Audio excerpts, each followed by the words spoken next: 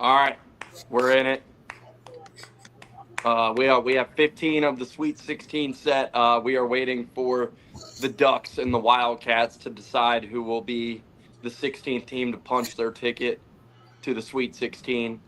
But yeah, it's been a great week. Well, I think it's been a good weekend of basketball. Me and Jacob had a disagreement earlier on whether this has been the best tournament or not. I'm sure that will be a topic tonight that we can Nah, it's all one of the worst. talk. Well, well, it's not your turn to talk yet, Mister Oh, Mister Bear over here, fucking Bruiser Junior. But Bruiser Junior. your team lost today. You have to wait your turn. Like, well, Matt's did too. So oof. like, so, Matt's so team yeah, should have so, won, though. should have. Yes, I agree. Yeah, Dan warned Baylor. He warned the Bears ahead of time. yeah. Yeah, we had the Dan Hurley warning. The worst tournament in at least the past 5 years. I liked how in Dan's interview in the press conference and stuff, he was trying to like act classy about it and be like, I love this team and I love these guys, and he's walking through the tunnel like, hope you guys don't get fucked, like right after that, like just the range of emotions in that man. But hey, they still covered. What was that is what 13 straight tournament games they've covered or something like that. Mm-hmm. 14 and 0 in the past 3 tournaments or whatever it was. Incredible stuff. Insane. Yeah. But yeah, the run there will not be a three-peat this year. But all right, Thankfully. we have a special guest with us, Mr. Mm. Joof. Sad. We'll start off this show. We'll talk about the Baylor Duke game, and Matt has been courageously giving us the Baylor minute throughout the season. He's done a great job covering the Bears. And it's in tribute to this man down here, Mr. Joof. And with the Bears season sadly coming to an abrupt end today, we figured why not bring the man on himself to just talk about the Bears, because I know everybody who's 6 people so far watching us, tuning in to hear us talk about the tournament, the first thing on their mind was the Baylor Bears and how'd the Baylor Bears season go, and where do the Bears go from here? Obviously the refs screwed Baylor because Baylor, they lost by 20, but it would have been a lot closer if the refs made Well, called that yeah, game the free right. throws And- were like 2 to 25 at one point. Yeah, yeah, we all agree. The Bears should still be playing, but yeah. So we figured we'd give the Baylor guy his minute to hear everybody talk about the finest basketball team. Do I in begin the Waco, Baylor Texas. minute? Do I give the do I is this the last Baylor minute for me, or do I have to pass it off to No, Matt, you can start. You can start. I'll Well, Yeah, piggyback. this is the season finale of the Baylor minute. season finale of the Baylor minute. This is a very tough Baylor minute today. Once these brackets came out, we had a really rough idea that if they got through Mississippi State, Duke was just going to be a really, really tough game for the Bears. The Bears Which came they did. out. They got to play a fraudulent SEC team, so They did. They got to play Josh Hubbard. Ollie and- Marcus said we should have lost, so Yeah, still they got to play Josh Hubbard and Cones, so that was the reward for the Bears. But the Bears came out today. It was just more of the same. The Bears basically lit money on fire, paying Jeremy Roach to come to fraud. Baylor. He was terrible. But you know what? Good game by VJ. Norchad did not reach his double-double. Celestine was a waste. Langston Love was poor. But yeah, the depth just killed the Bears today. It was very difficult, very rough to watch. Not one of Cooper Flagg's best games per se, but they could not guard Tyrese Proctor. The Bears gave up 12 threes, 12 of them. They went to the line. Duke did 23 times in this game. Very, very tough game for the Bears, who now have not had the greatest tournament success since one of the greatest college basketball seasons of all time, you could argue. They have not been great. They will lose Jeremy Roach, which will be like a Hunter Dickinson mercy kill for the Bears. They will lose Norchad.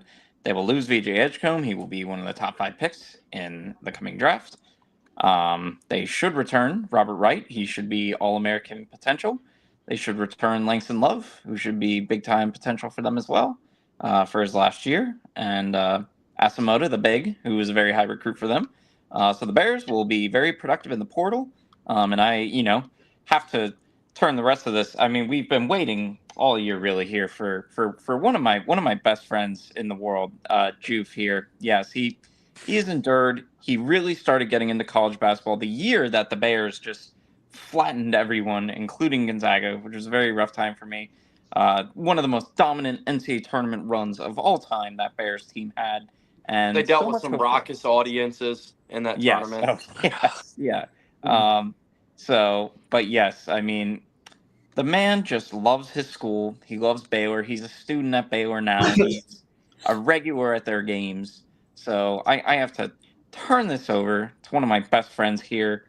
Joof, tell us what happened to the Bears? What happened to the Big 12? What does the future look like for the Bears here?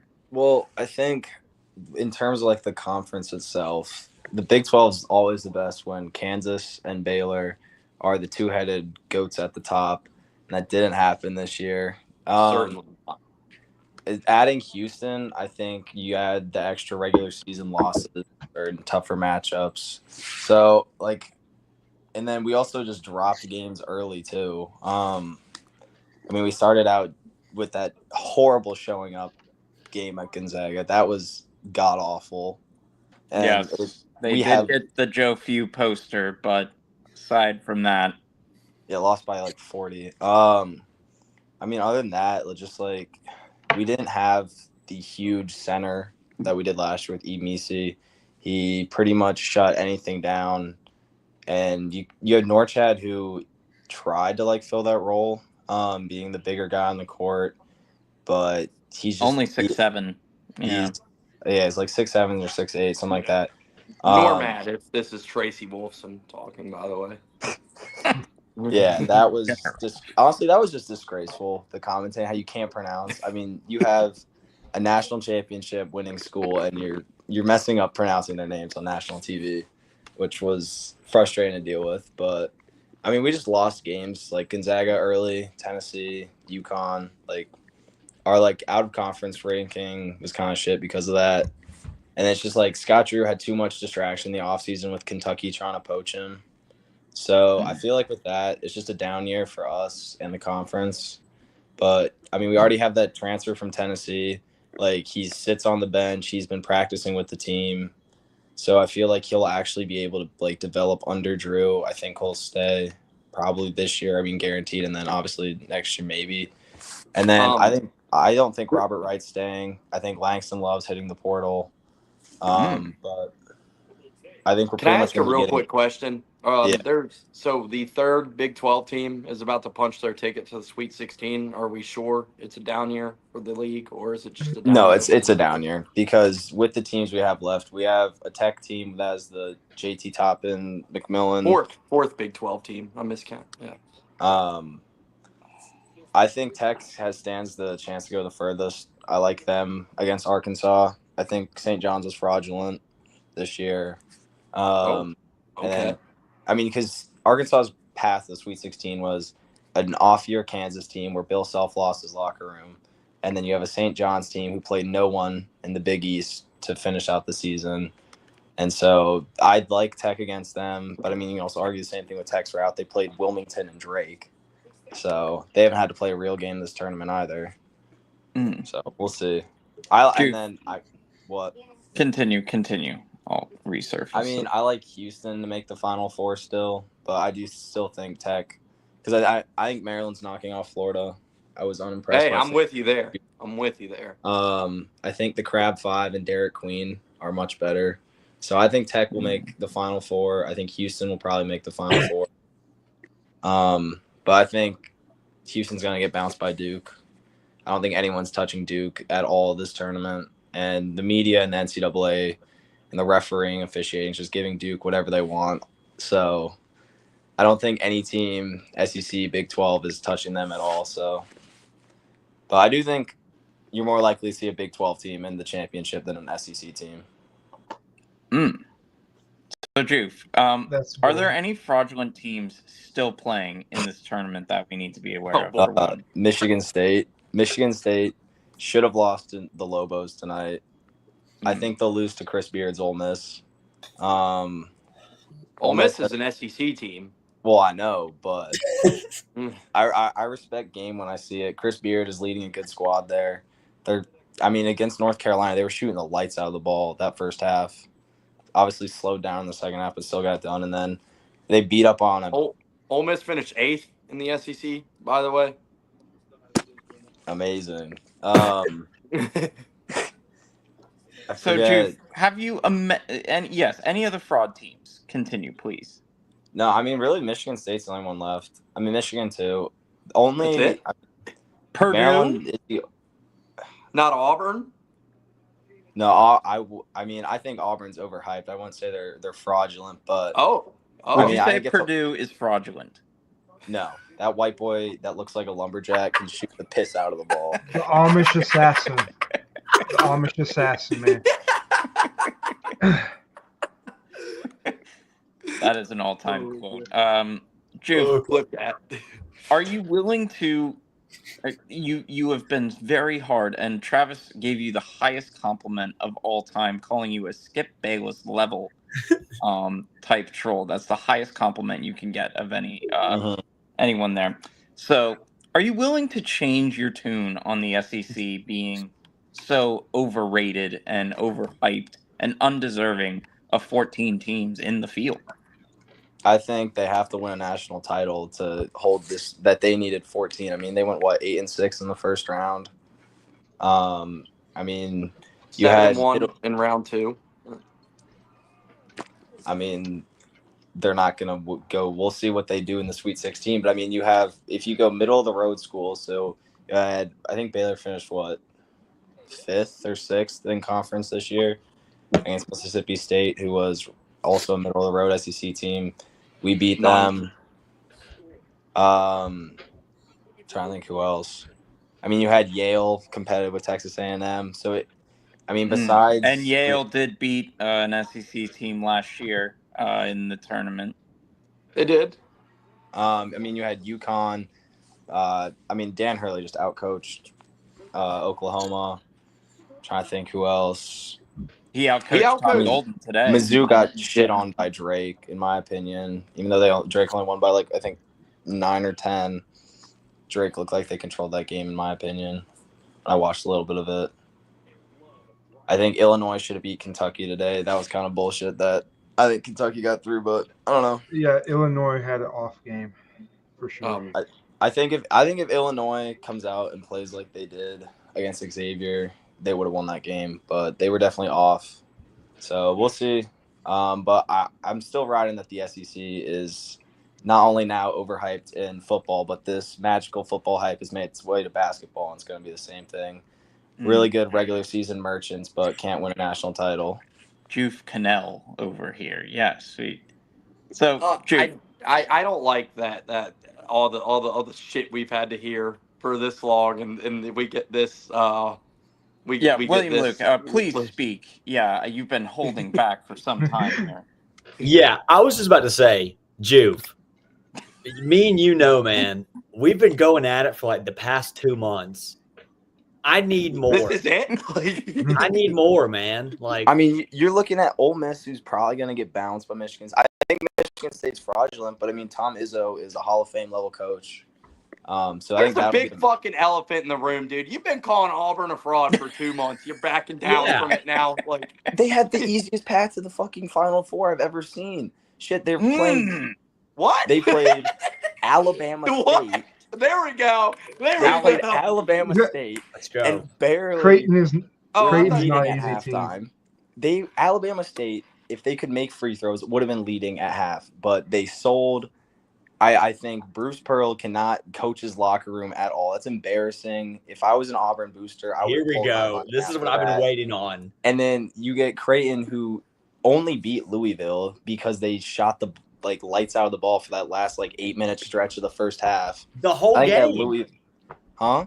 They shot well the whole game. Well, yeah, but especially that last 8-minute stretch where they hit. I think they went on So, Juve, 20 you are saying that 21 they to did 30. avoid playing Louisville in a home game. That's what I'm. I Yeah. think if Auburn had played Louisville today, Louisville would have beat them.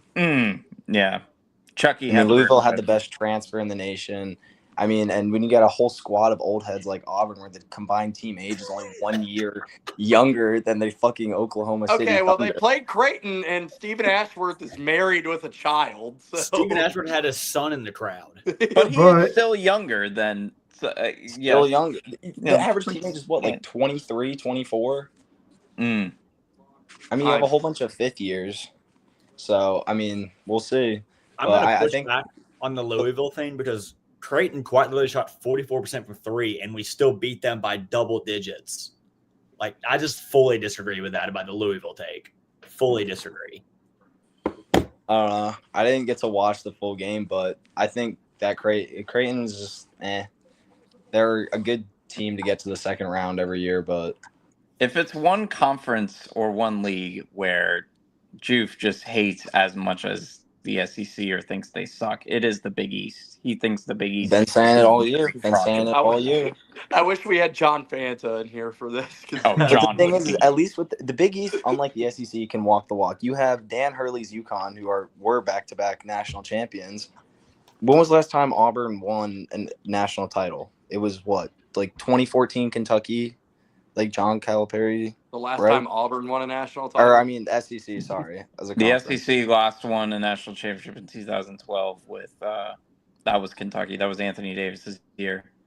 Yeah. 2014, Kentucky was the runner-up to UConn. Okay. But, yeah, that's my point. The Big East was overhyped last year. I mean, and then that hype traveled to the SEC. But they can win national titles. The SEC cannot win national titles. Well, one team in the Big East has proven they can win a national title. Well, one is more than none. Well, so. Villanova did. Two under when Jay Wright. 4 years. Well, that was Jay Wright's. That was Jay Wright's Villanova. Right. Villanova's in a different category now. So you're giving the SEC a hard time, right, for their lack of postseason success, correct? Yeah. All right, what's your opinion on the 7 SEC teams being in the Sweet 16, which is an all-time record? I mean, it's an all-time record, but when you have 14 making it into the tournament, you should be pushing that. I mean, I haven't done the math, but I think, the Big 12 had 10 last year make the tournament. And so, I mean, by that logic, as long as they had 5 in, it's the same thing. I mean, if you get half and half, and you put more teams in the tournament, there's a higher chance that they make the Sweet 16. That's simply a numbers thing. I think the SEC had 12 legitimate bids this year. So I think, yes, probably 6 or 7 of those teams that did make the Sweet 16 still would have. But we'll see. I don't think many are making it past it. I mean, Florida's going to lose. Arkansas will lose. You already have either Kentucky or Tennessee losing. So then you're already down to 4. Bama's probably going to lose. So you're down to, you're 3 speaking my language there. Go ahead. Yeah. Yeah. Me and you finally agree on the last thing you just said. Huh? Me and you, we agree on the last thing you said about Bama. I hope you're right. I think that BYU team is, out of every team in the entire March Madness, they are the only team I think that can hang with Duke because they're so well-rounded and good in every. Now, you have been saying this year that Nate Oates is the only non-fraud in the SEC. Well, Nate, I actually am taking that back since Nate Oates nearly let Robert Morris beat him. Got some rare agreements with y'all, but yeah, Nate Oates. Not Bobby. Lost my non-fraud when he Bobby let Robert Moe. Morris hang with him. Yeah, not good. And Juve, so what are we putting the over under 1.5 SEC teams in the Final Four? I think under. There's not going to be one out of the West. I don't think there will be one out of the Midwest. So, and there's not going to be one out of the East. So I think the only SEC team that stands a legitimate take. You're going to be happy with this, but I think Auburn's the only SEC team left that can make the Final Four. Dude. So you don't think Florida can? Because I don't think they will. I agree with you. I have Maryland over Florida. I don't think Florida will make the Final Four, but you don't think they can? I don't think they can. You don't think Bama can? No, even if Bama gets past BYU, my point still stands that Every time you play Duke, you're playing 8 players because the 3 refs are on the team. Because the NCAA has Duke so far down their throats for basketball. It's insane. We need the some way- Darius the way Thornwell. Drew, what about Tennessee over Houston? The way Chaz Lanier, the way he shot the ball over the weekend, I'm they familiar can't with be Chaz Lanier shooting the piss out of the ball. He did If that they tough. keep playing like that, him and Zakai Zidler, they can win it all. Like, they're insane right now. We have said all year Tennessee can win one. We've had the running joke all year. If your best player is Zakai Ziglar, you're in trouble. Well, good news for Tennessee. Zakai Ziglar has not been their best player through the first 2, so they may not need to rely on that anymore. Not offensively, no, not as much. By the way, one of the Big 12s is doing their very best to oh my God, blow this by Sweet 16. What are you doing? Houston had a If rough Oregon wins this, I'm in my praying for bracket Oregon pool- here. I have Oregon in my bracket. I need them to Me lock too. in. I have a friend that joined my bracket pool. He knows nothing about sports, but his bracket is still alive because he picked Oregon to win it all. So, Juve, can we get a Final Four from you lives right like now? 10 minutes from there. Let me think. I'd probably say with how the tournament's been going, I'd say Duke obviously out of the East there, Houston out of the Midwest, Tech out of the West, and then probably Auburn or Ole Miss out of the the South. Okay, I gotta ask, where does this newfound Auburn respect come from? Their cakewalk and like cherry picking path. If it's a to the Final cakewalk, why do Four. you respect the cakewalk? Because even if you have a cakewalk, you still have to win the games. I don't think fair. if you put Auburn, I think that Auburn team, if they have to play Dan Hurley's UConn, they're losing today. And so is there validity to being the number 1 overall seed in the tournament? You kind of deserve a cakewalk. I disagree because they shouldn't be the number 1 overall seed in the tournament. You look at the difference between Auburn's route to the Final Four compared to Florida's. Florida had to play a Dan Hurley UConn today. Now they have to play the Crab 5 and Derek Queen, the best player. Can I hear why basketball. Auburn shouldn't have been the number 1 overall seed? Because they had 16 quadrant run wins. I believe the and next then lost closest 3 of team the had last 12. 4 and cooled off. But that good news is that your last 4 games are not not in the selection committee's criteria. Yeah, it's on the whole body of work. So. Well, you can argue with the criteria, but just based off what the criteria is, that should be changed. But Florida, but we're not talking about what the criteria should be is a different debate. But with what the criteria is like based off how the rules are written, is there a team that deserved the number 1 overall seed overall? Duke deserved the number 1 overall seed. They were what? Duke had 8 quadruple wins, I believe. Auburn had 16. Duke beat Auburn. There it is. Well, head-to-head is also, I believe, not in the criteria. So. And this is what it is. It's the NCAA. And they do everything to favor the SEC and give them whatever they want. Time out here. So what is the criteria? Time out. You just said, time out. Let me get in here. You just said the NCAA was throating Duke 5 minutes ago. So what they usually do.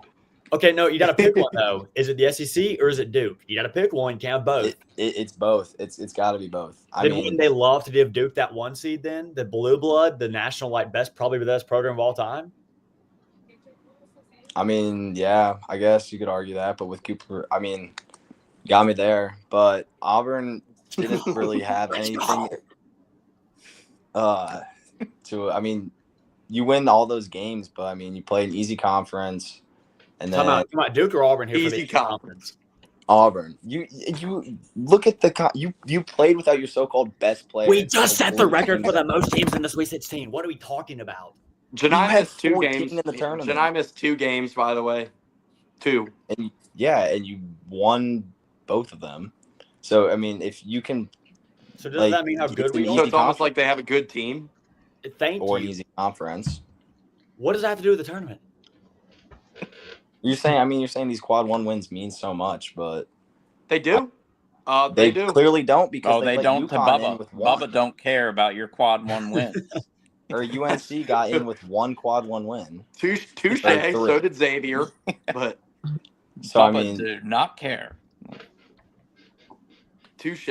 Touche to that. Joof, where does this Auburn team rank against the Baylor team that won the national championship? Oh, here we go. How many points would that Baylor team be favored by against this Auburn? I think that line would probably open at least 9.5. Can you do that on KenPom? Can you do like historical matchups? Yeah, like, we need to. Yes, I can get that for you. I would like to hear what the hypothetical spread in this game would be. But I do actually think that Baylor team does have my respect after they just humiliated Gonzaga. Beat the brakes off that Gonzaga team.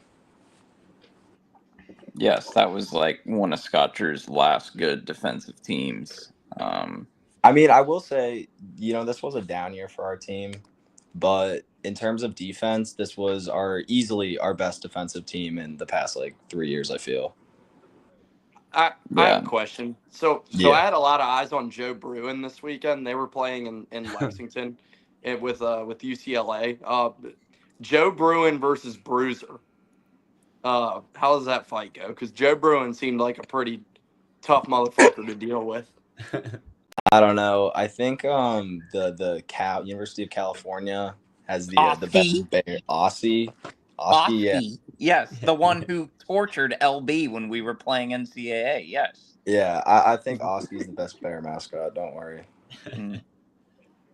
All right, so then now we gotta know. All right, 2021 Baylor would be favored over this year's Auburn. I told you. What's the spread? We never disagreed. What's the spread? 5.5. Oh wow. All right. No one's stopping that Adam Flagler, Kendall Brown, Donovan Mitchell combo. Trying to think who else was on the team. Jalen Bridges. That was his freshman year. So LJ Cryer, who now is carrying Houston. True. Yeah, that's why I wouldn't be upset if Houston lost. I hate that guy. That's wasted all in the hallway. Not keeping him. Yeah, very true here. So, Joof, if Auburn or who would the team who do you least want to win a national championship here? I gotta know. Easily Auburn. Either Auburn or Duke. Why Auburn? It seems like you hate Duke a lot more than Auburn. I thought we were making some headway here. No, I still hate Auburn way more than Duke, but Duke. Where does your Auburn hate stem? Is it just us and what's Nick is the other guy that goes to? It's just the constant glazing by the media for football for Auburn? and basketball. Yes. Who glazes Auburn football? Yeah, we've been terrible the past 4 years. 24/7 sports. Hugh Freeze, he's doing a great job. Your recruiting class. So let me stop you right there. You think out of all people, the media is a fan of Hugh Freeze? In terms of recruiting, they are. Now, they did say in his defense, On3 Sports had Auburn as the preseason 10th ranked team in the country. The glaze is there.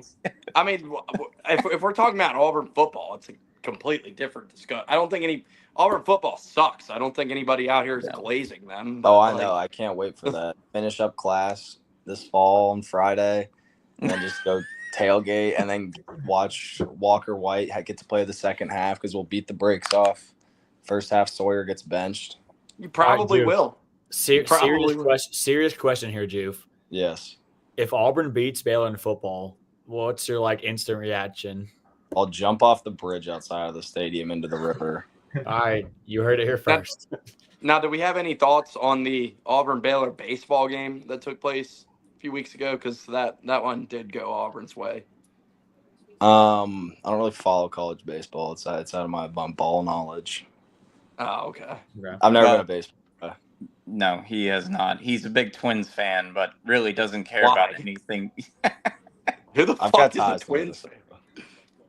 Yeah, he has no he really only likes Max Kepler on the Twins. That seems to be his only allegiance to a player. But where does the Max Kepler fandom stem from? What am I missing there? I literally just have his jersey. That's it. I like Carlos Correa though; he's pretty good. I have another one of his jerseys. But yeah, very, very fair. Other than that, I do not follow baseball. The Twins, I know, just had a rough. They were good last season going into the All-Star break, and then I don't know what happened.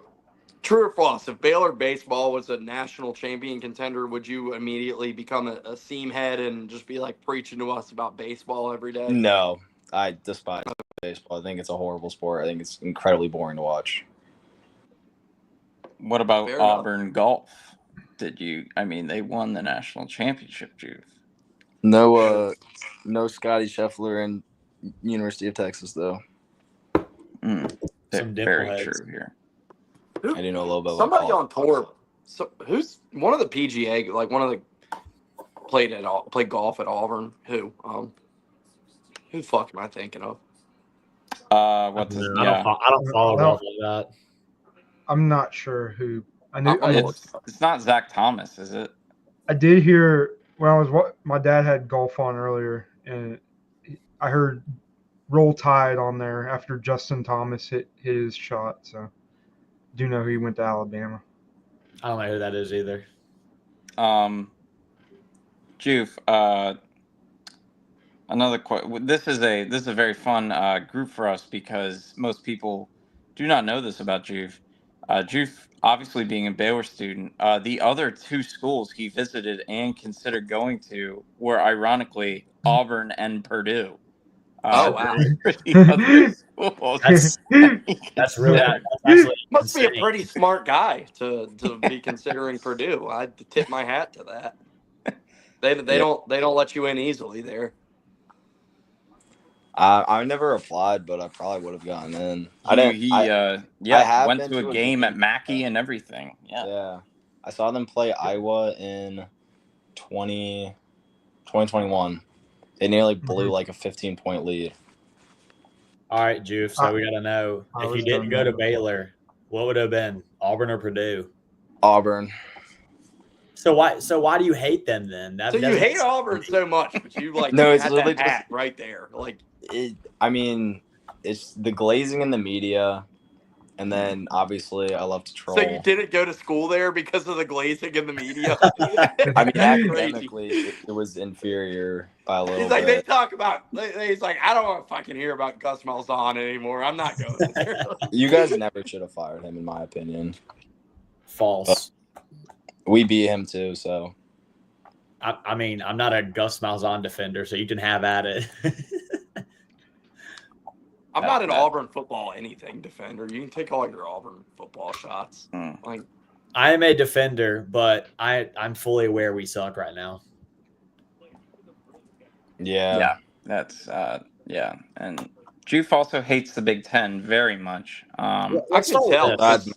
I can tell because he's Maryland. given us the free pass past Michigan and Michigan State, so I can tell This would be easier. Juve, what do you like? Like, what teams do you like? Big 12. Well, yeah. Baylor, Villanova, Maryland. They're kind of like my three. Okay. And the Cats are advancing to the Sweet 16. Yep. Oh, I got another one wrong. Yeah, me too. That's all right. I do have to go. I have homework to do. Yeah, so, Juve, thank you for coming on. We will have you back on inevitably when one of those teams gets to the Final Four. Oh, yeah. Or you mean two of them. You heard it here first. It's going to be Juve, Tech, Houston, Duke, and probably Auburn. All right, we have homework at the academically superior Baylor to Auburn. Yeah. It is indeed. We've had our battles, but respect. Yeah. All right. Thank you. Bye. See you, man. See ya. That was incredible. Wow. Yeah. Never disappoints. 35-minute Baylor minute. I just listened in. I just listened in. Where we talked about college football, college baseball, college golf. Like Jacob, I'm so sorry for making you sit through that because I know you were probably lost. You're probably like, who is this person? Is this the troll of your friend group that just posts outrageous friend? I'm kind of that person in my friend group just to piss people off, especially the Tennessee fans. All right. Well, we got a second round to recap. Yeah, we've talked like no I'm college. trying to think Yeah. of where do you guys. So we can start with the Maryland game winner. We can let Matt start with Arkansas and Cal. We can let Jacob start with Purdue. We can. Where should we start? Like who wants to talk about their team, or should we just talk about the Maryland game winner first? I wanted feel to like start with the Maryland game winner. Sure. I had a do it. stronger look. That was a travel, no? Yeah, it was 100% a travel because if you pick your step up, if you Took take 3 that steps. yeah, it was like it's like Russell Sterator Westbrook. made a good point though that he was bobbling the ball when he was he didn't have clear. That's what because they had Sterator on halftime of this game explaining it, and after he said that, would the no travel call have been more egregious than them literally waving that bat because they would have lost if he didn't make it? So would that have been more egregious than them being like, nope, no basket. This is game over. Maryland's out of here. Like we're calling a travel. I mean, the right call is the right call. Like if he traveled, then you got to go by the rules. Like it sucks for Maryland; it's a heartbreaker, but you got to go by the rules that have been in place for years. And like if it'd be the same way if he pushed off, like if he like extended his arm full extend, and then shot the basket and it went in. Can we get that play pulled up to see if like the ball did bobble there by any chance? I feel like you hear this kind of thing come up in football all the time where it's like, oh, you got to let him play. And like we've all said it, like when you get like a late game pass interference call, we've all said, and everybody says they haven't. You're like the Chiefs. Like I think of the Chiefs Eagles Super Bowl from 2 years ago when they called the defensive holding on the Eagles when he grabbed the undershirt, like where it's like you got to let him play in that situation. Like this has not been a tournament where they have let anyone play really. There's been foul trouble up and down. I mean, Houston Gonzaga was a ref show.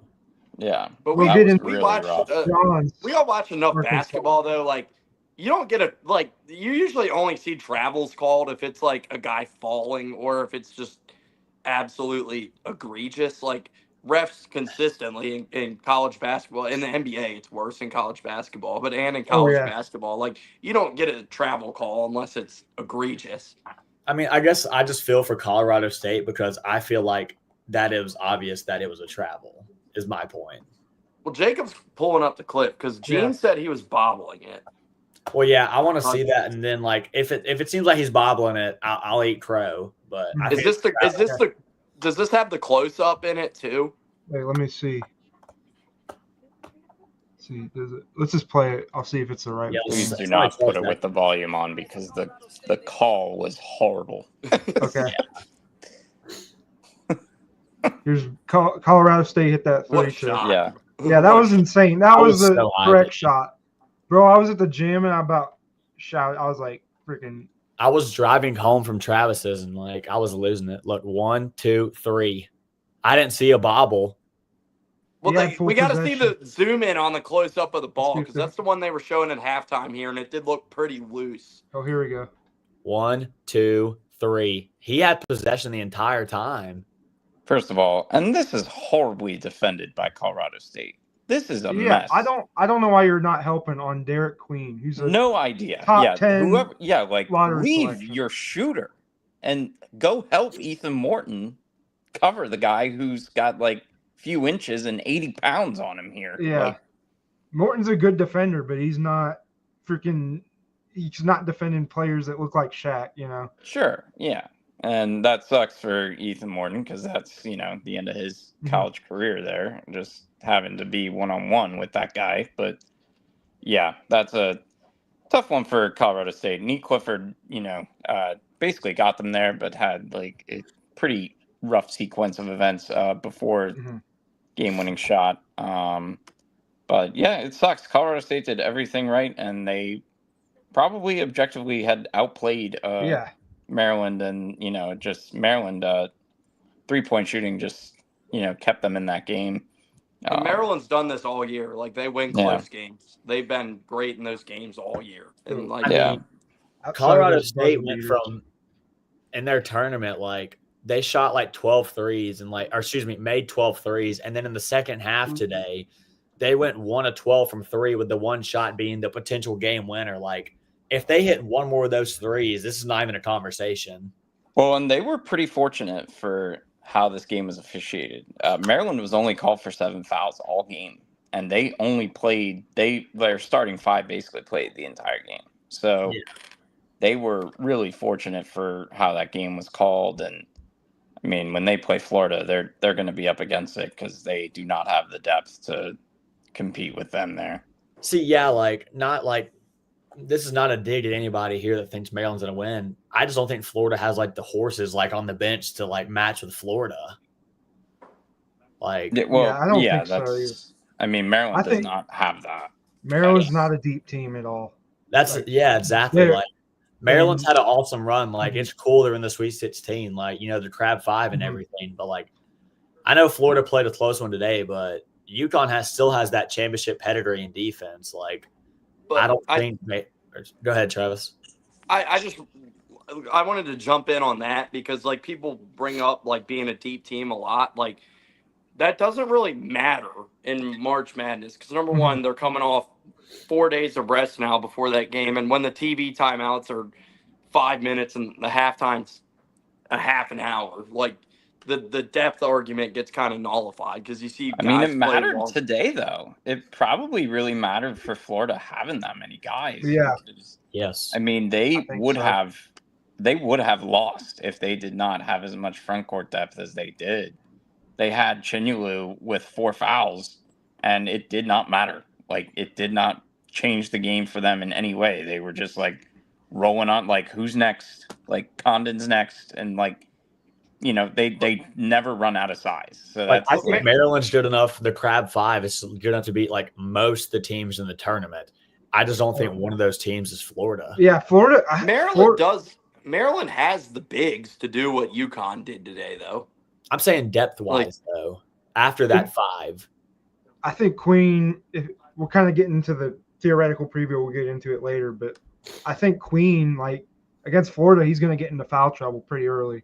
If I had to guess, and he's still a young player, has a lot of growth to do as a big man. So that kind of limits Maryland's potential. It's just going to be hard for Maryland with that kind of player being your best player, and also to win Additionally, Walter Clayton Jr. is probably the best player in this tournament. Like, he's insane. Like, objectively, it seems like he's been better than Cooper Flagg in the tournament. He's probably been he's definitely been better than like Janai Broome as well. Like, it seems like he's been the best player in the tournament, like, thus far. Yeah, and he had 4 fouls today against UConn, played through that, and it did not matter. Like, he still found a way to make shots and have an impact on the game. Yeah, he's a dog. Yeah, for sure. But all this, like, we're talking about the Florida game, like, Maryland does deserve credit for how they battled back in this game because they were on the ropes and like they pulled it. I mean, they were down by 12 in the second half in this one. Like, they were in trouble and they rallied in this one, and they've done this.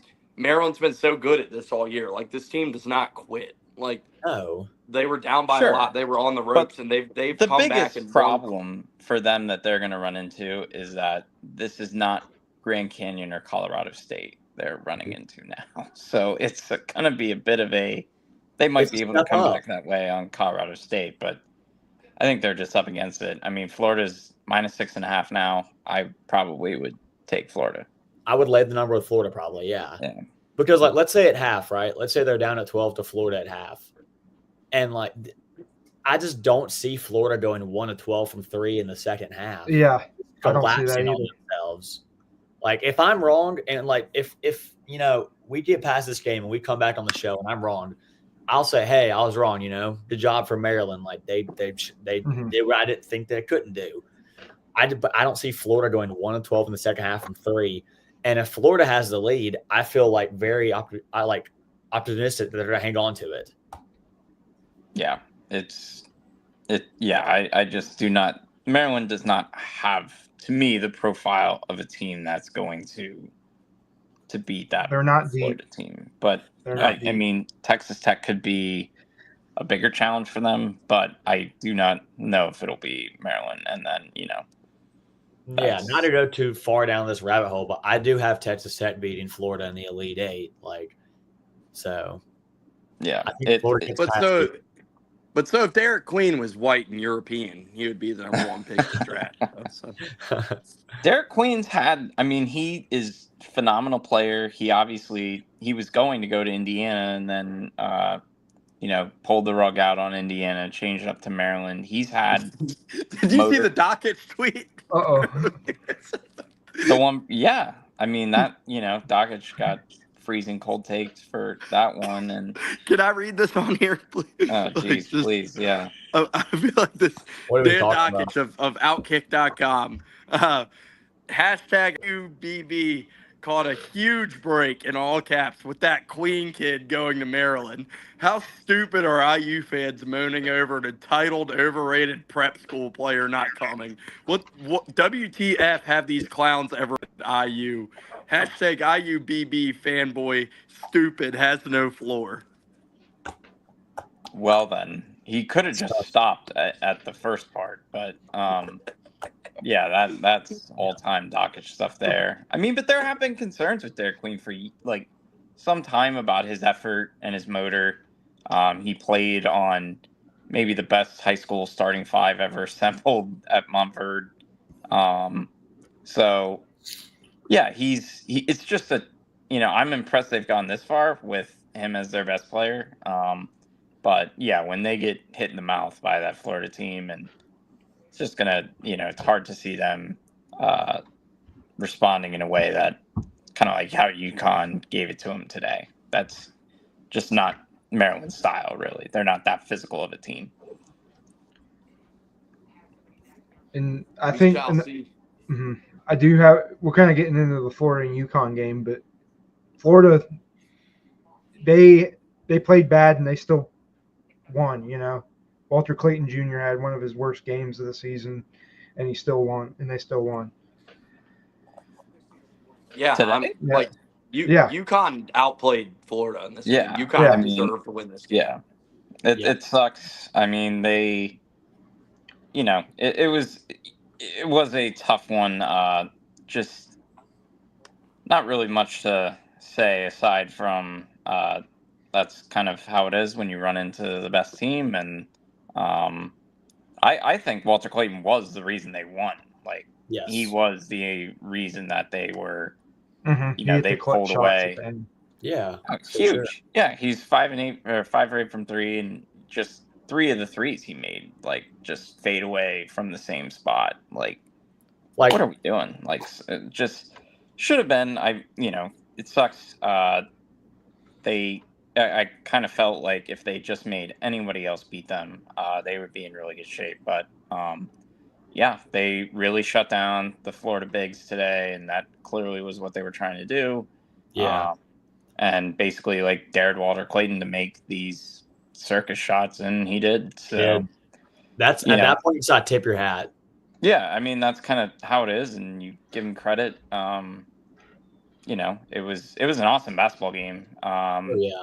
Just UConn really maximized the best of what they could do against them. They were clearly pretty limited in what they could try, and it's just really hard to win when you don't make any shots in the last 7 minutes, and you have one incredible shot maker on the other team who's just letting it rip. And but yeah, the Florida guards were awesome. Walter Clayton was great. Elijah Martin was great.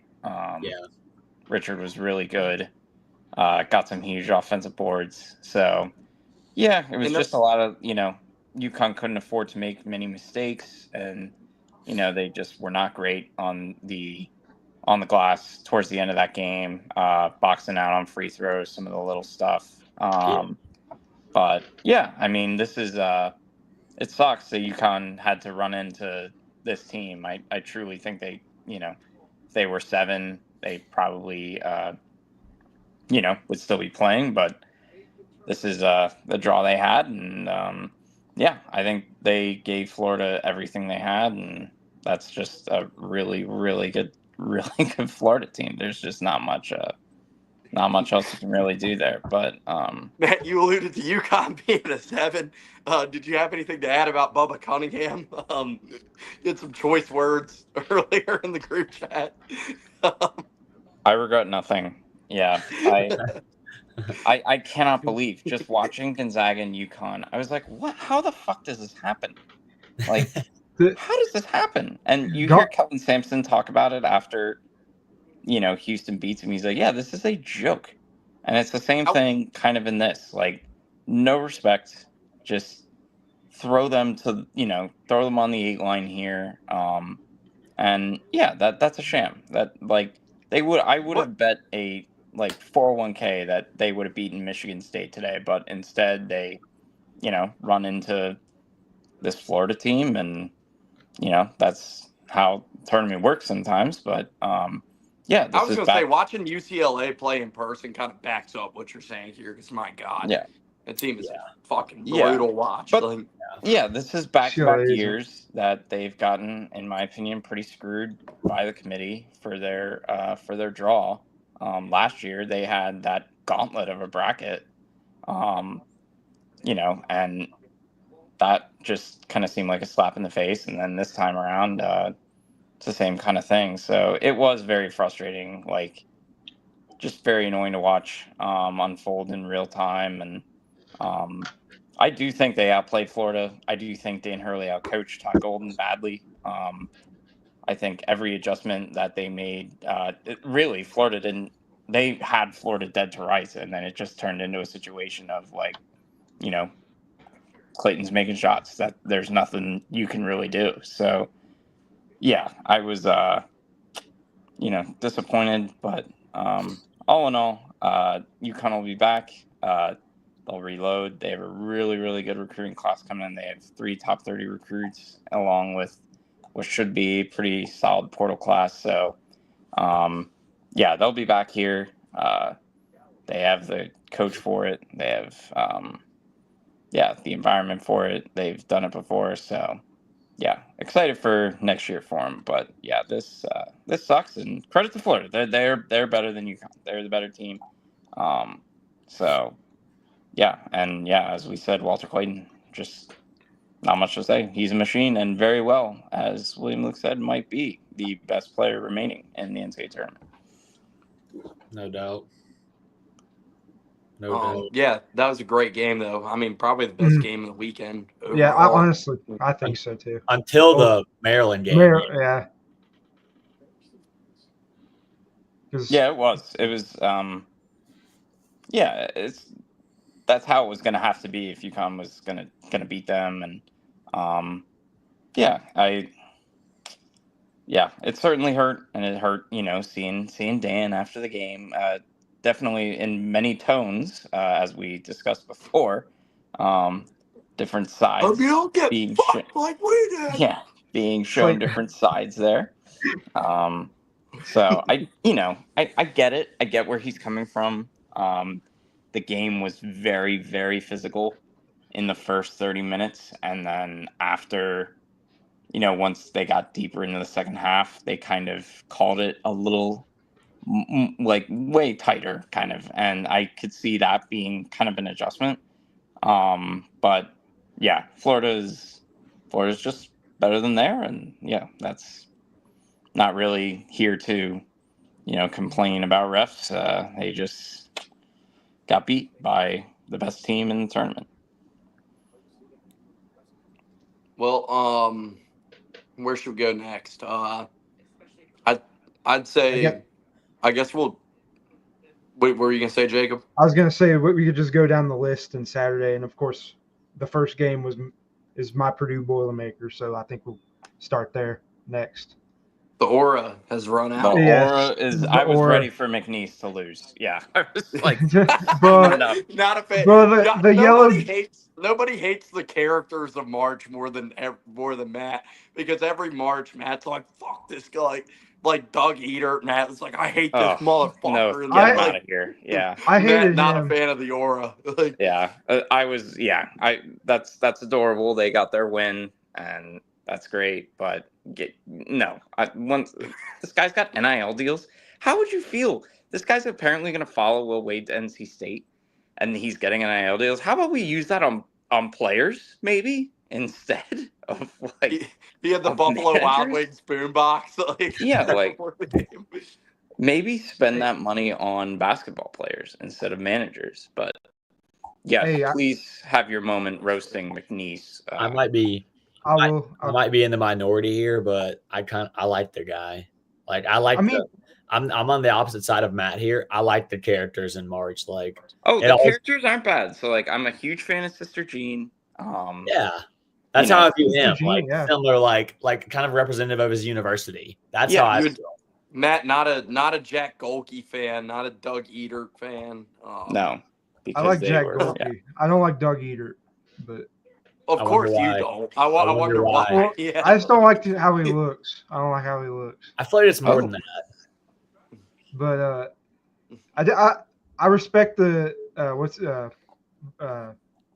Khan. I respect him as a student manager. Mr. Aura to you. I respect his. I mean, as those managers work hard, of course. Fuck. So get the bag. But the character discussion made me forget to bring up to Jude fucking Ron Hunter falling out of the chair, like fucking falling down and breaking his leg when his son hit the game winner against Baylor. Jesus, that was a great one. No, but go ahead, Jacob. I was gonna say just the social media thing was kind of getting cringe. I did see there was a Matt Painter AI going around this weekend. He's like, I'll send it to you, but it was just like talking about beating the fuck out of McNeese State. And so how do we feel about the Boilermaker? Obviously, you caught a break playing McNeese in the second round here. Not saying that as a shot, but like sometimes you catch a break and you run into an easy matchup, and that was the case for Purdue here. And this game was never in doubt. Purdue came out fucking dominated. Braden Smith is back to like the play. Like, you know, he's had. I mean, he's been a great player all year, but he's had some ups and downs this year. Even then, like with the way this run's going for Purdue, like we'll see what happens against Houston, but and we're getting ahead of ourselves. But like Purdue's going to be in great shape coming into next year, regardless. And like to get to the second weekend after the lull they had in the middle of the season, the way they've turned it around, and to get to another Sweet 16 to Matt Painter, you got to tip your hats to him. And like I said, they caught a break with the matchup in the second round. You love upsets, so you got your upset, and you ended up getting a pretty good draw in the second round. I think Matt Painter's the job he's done this year has been an A+ job. Like we've had everything thrown against us, like losing our big man 2 games into the season, you know, not having depth, having a lot. Kenyon Catchins leaving the team before the season, just kind of having our ups and downs, turnover issues, just kind of getting through the lulls, replacing Zach E's production from last year. I know I was worried about High Point. Going into this tournament, I was kind of I was about to say, you yourself. On our chance. Yeah, I was iffy on our chances. I thought High Point was a bad matchup for us. I did not feel the same way about McNeese. I knew we were going to come out and dominate. You never had to sweat at any point. Yeah, we got our win early on Saturday. We came out, we had an 18-point lead at half. We kind of played iffy in the second half, but we were like ahead by like 25 points at that point. So we kind of took our foot off, just kind of coasting, running clock. Didn't take great shots, but then we came back out and we just kind of played through TKR and ended that game early. You know, it was a good game. Braden Smith didn't really have his greatest shooting performance, but I think he's locked in. I think he's definitely locked in. Which he's gonna need to have a great performance against Houston. I will say that. And that's gonna be a tough matchup for Purdue. Yeah. Like I think it's gonna be a tough matchup. Purdue just that matchup against Houston, like that's not a great matchup for them. because obviously like they're going to try to play through Braden Smith, and Houston doesn't give up anything on the perimeter, and like Trey Coffin-Wren, you yourself, I don't feel like I'm taking a shot at him, has gotten the soft label a lot this year, and it's like when you go up against Houston and that team and the physicality they bring, like you can't be soft against them, and like so I don't know like I don't know what the path to Purdue winning that game would be, but like because I don't know like it's still kind of the same issue where it's like you only got two guys you can really rely on with Purdue, and like they're going to need more out of Colvin and some of the others to compete against Houston, because that's going to be a tough physical matchup for them. And stylistically, I don't know if this Purdue team is able to, go to bat with a grinder like that. Our biggest issue, or against Houston, we're going to have to make our threes at a higher rate. I do think we do need to get CJ Cox involved more on the perimeter. He needs to take more shots. Because he against McNeese, he started taking those, and that kind of, I think he might have been difference on the perimeter because Colvin wasn't hitting as many. He wasn't having a great shooting day. He had hit a couple threes, but just kind of finding those guys off the bench scoring. It's been the same issue. We're not a particular deep team, so. My final thing, just kind of about this Purdue team. I think they've met my expectations for this year. I expected a Sweet 16 team. I didn't expect us to go any deeper. Anything past this point is gravy. But I will say, just kind of going to Indianapolis, that's a great draw for us. Having that fan base there, having played in the city of Indianapolis, I think Braden Smith and Moyer, I think they're going to be on their game. TKR, he's going to need to step up the intensity. He didn't have particularly great games against High Point or McNeese, but he did good against McNeese. But so that's kind of my Boilermaker minute.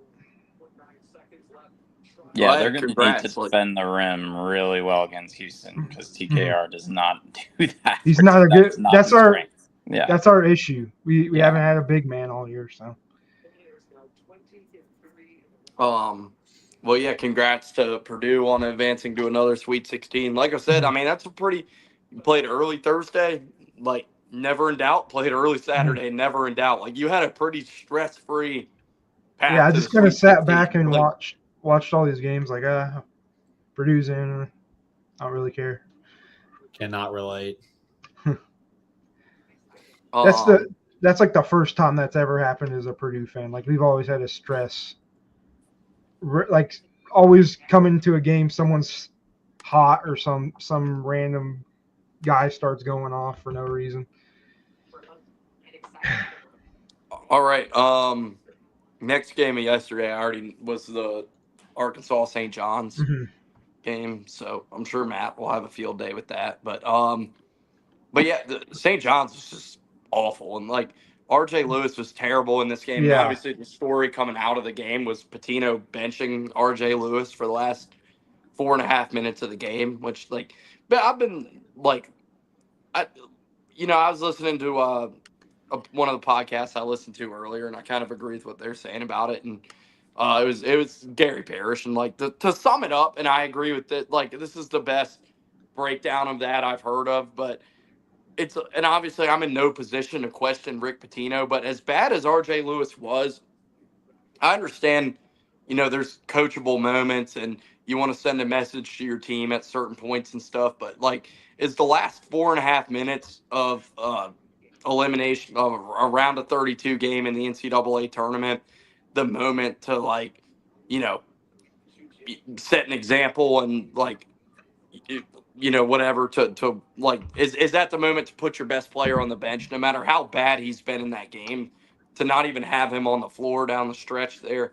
I didn't like me criticizing Rick Pitino is fucking hilarious and questioning his coaching decisions. But I would, if I was a St. John's fan, I would have been pissed because like you just He's the Big East Player of the Year. You need that guy.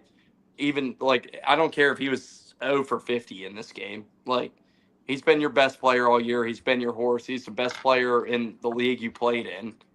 And to bench him for the last 4.5 minutes of that game, I thought was a real head scratcher. And that was kind of it for St. John's. They just, we kind of said all year it's been a great year, but their issues shooting the ball and scoring, we're going to catch up to them. And it reared its head at the worst possible time. And this one, it was awful. But yeah, that's the first topic of the game. Obviously, before we get into Cal stuff, I wanted to bring up with that was that decision to take RJ Lewis out for the last 4.5 minutes. I have an opinion if anyone else doesn't want to go ahead. Yes. You can go ahead. Yeah, so I mean, it's been clear that St. John's has been trying to get back to this point where they have been in basketball, and Pitino has brought them back with the culture and rules they've had set in. So it got you to this point. So I don't think that it sent the message that no matter how good you are, we have a standard we have to stand up to. And when Lewis wasn't doing that, obviously he didn't play. That's Pitino's rules. And obviously, he sticks with what he said, and he didn't want to make the exception because not only would that impact the game, but moving forward, I can slack off because, he let Lewis play when he wasn't staying up to that same standard. So if Lewis doesn't have to, then I don't have to either. So then it sets that precedent for the whole team. So I don't think really Pitino had a choice. He had to it was either, all right, do I back off my word and what I said and have done all season? Or do I just throw that away now when stuff starts going tough? I think you leave your best player on the floor the last 4.5. Think of this from our perspective. If Auburn's losing in the Elite Eight with 5 minutes to go and Janai's not having a good game and Bruce takes Janai off the floor for the last 5 minutes of the game. Well, I don't think it was mainly because of Lewis's play. Because did y'all see that video of Pitino where it was if you're not giving effort, you're not playing? He had that whole rah-rah speech in the locker room. I think it was more of one of those things. It wasn't exactly Lewis wasn't playing well, sure. But I do think it was part of, hey, he's not giving the effort that I need right now. We're going to sit him for the last 4 minutes. You see what I'm saying? I completely understand what you're saying. And if this is a November game against Little Rock, I get that. But it's when you're sitting here in the last 4.5 minutes of the round of 32, and this guy's been your best player all season, I don't think that's the time to send a message and make an example of somebody. Because, he's playing poor. The effort might not be there. You're playing poor with him. But either way, it's this game's everything. It's to get to the Sweet 16. He's been your best player. He's the Big East Player of the Year.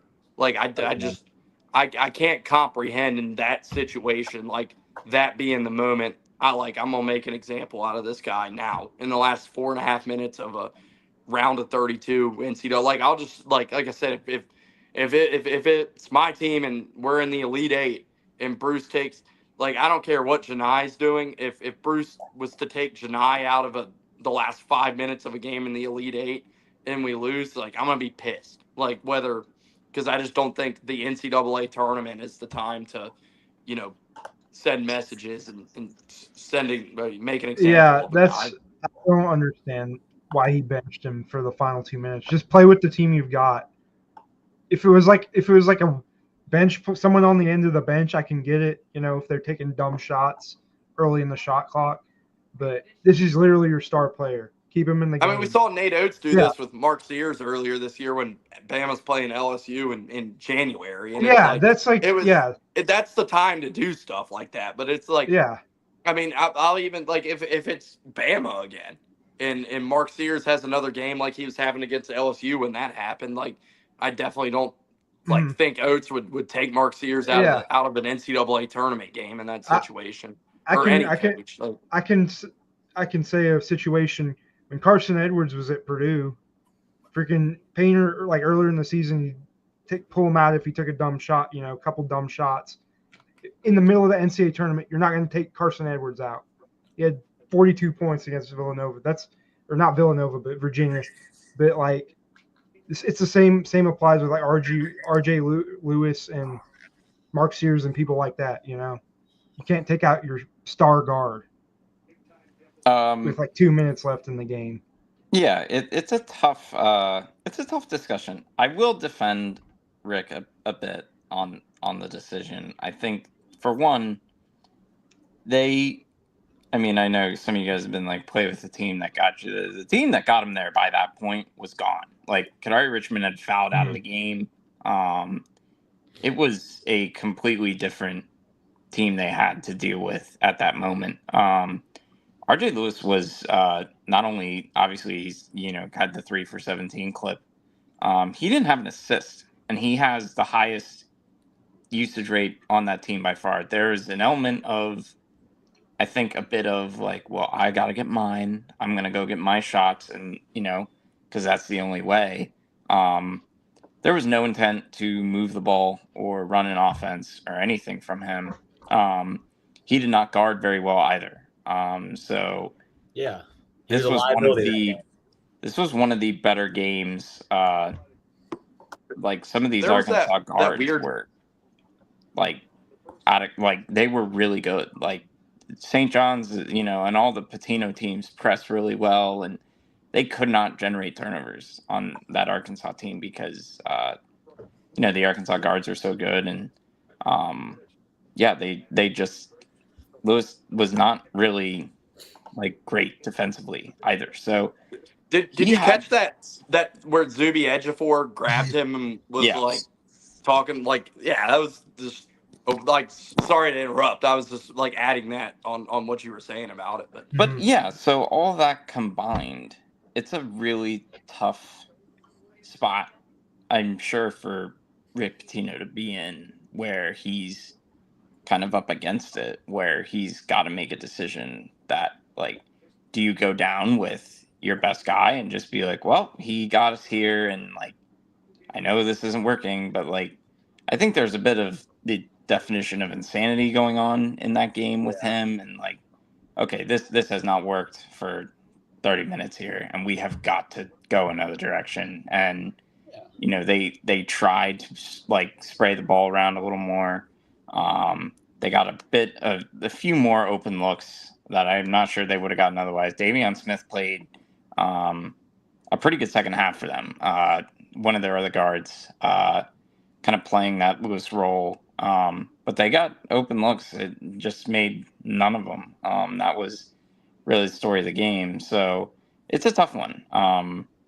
I mean, I don't know if it was the right decision or not. Obviously, people are going to criticize it because they lost. I don't believe that Rick Pitino would ever prioritize sending a message to a player over trying to win. Like, I 1000% believe that whatever he did, he thought it was going to help them win. I don't think he was like, well, I'm going to send him a message now and just like, this is how it's going to be. You brought up go ahead, sorry.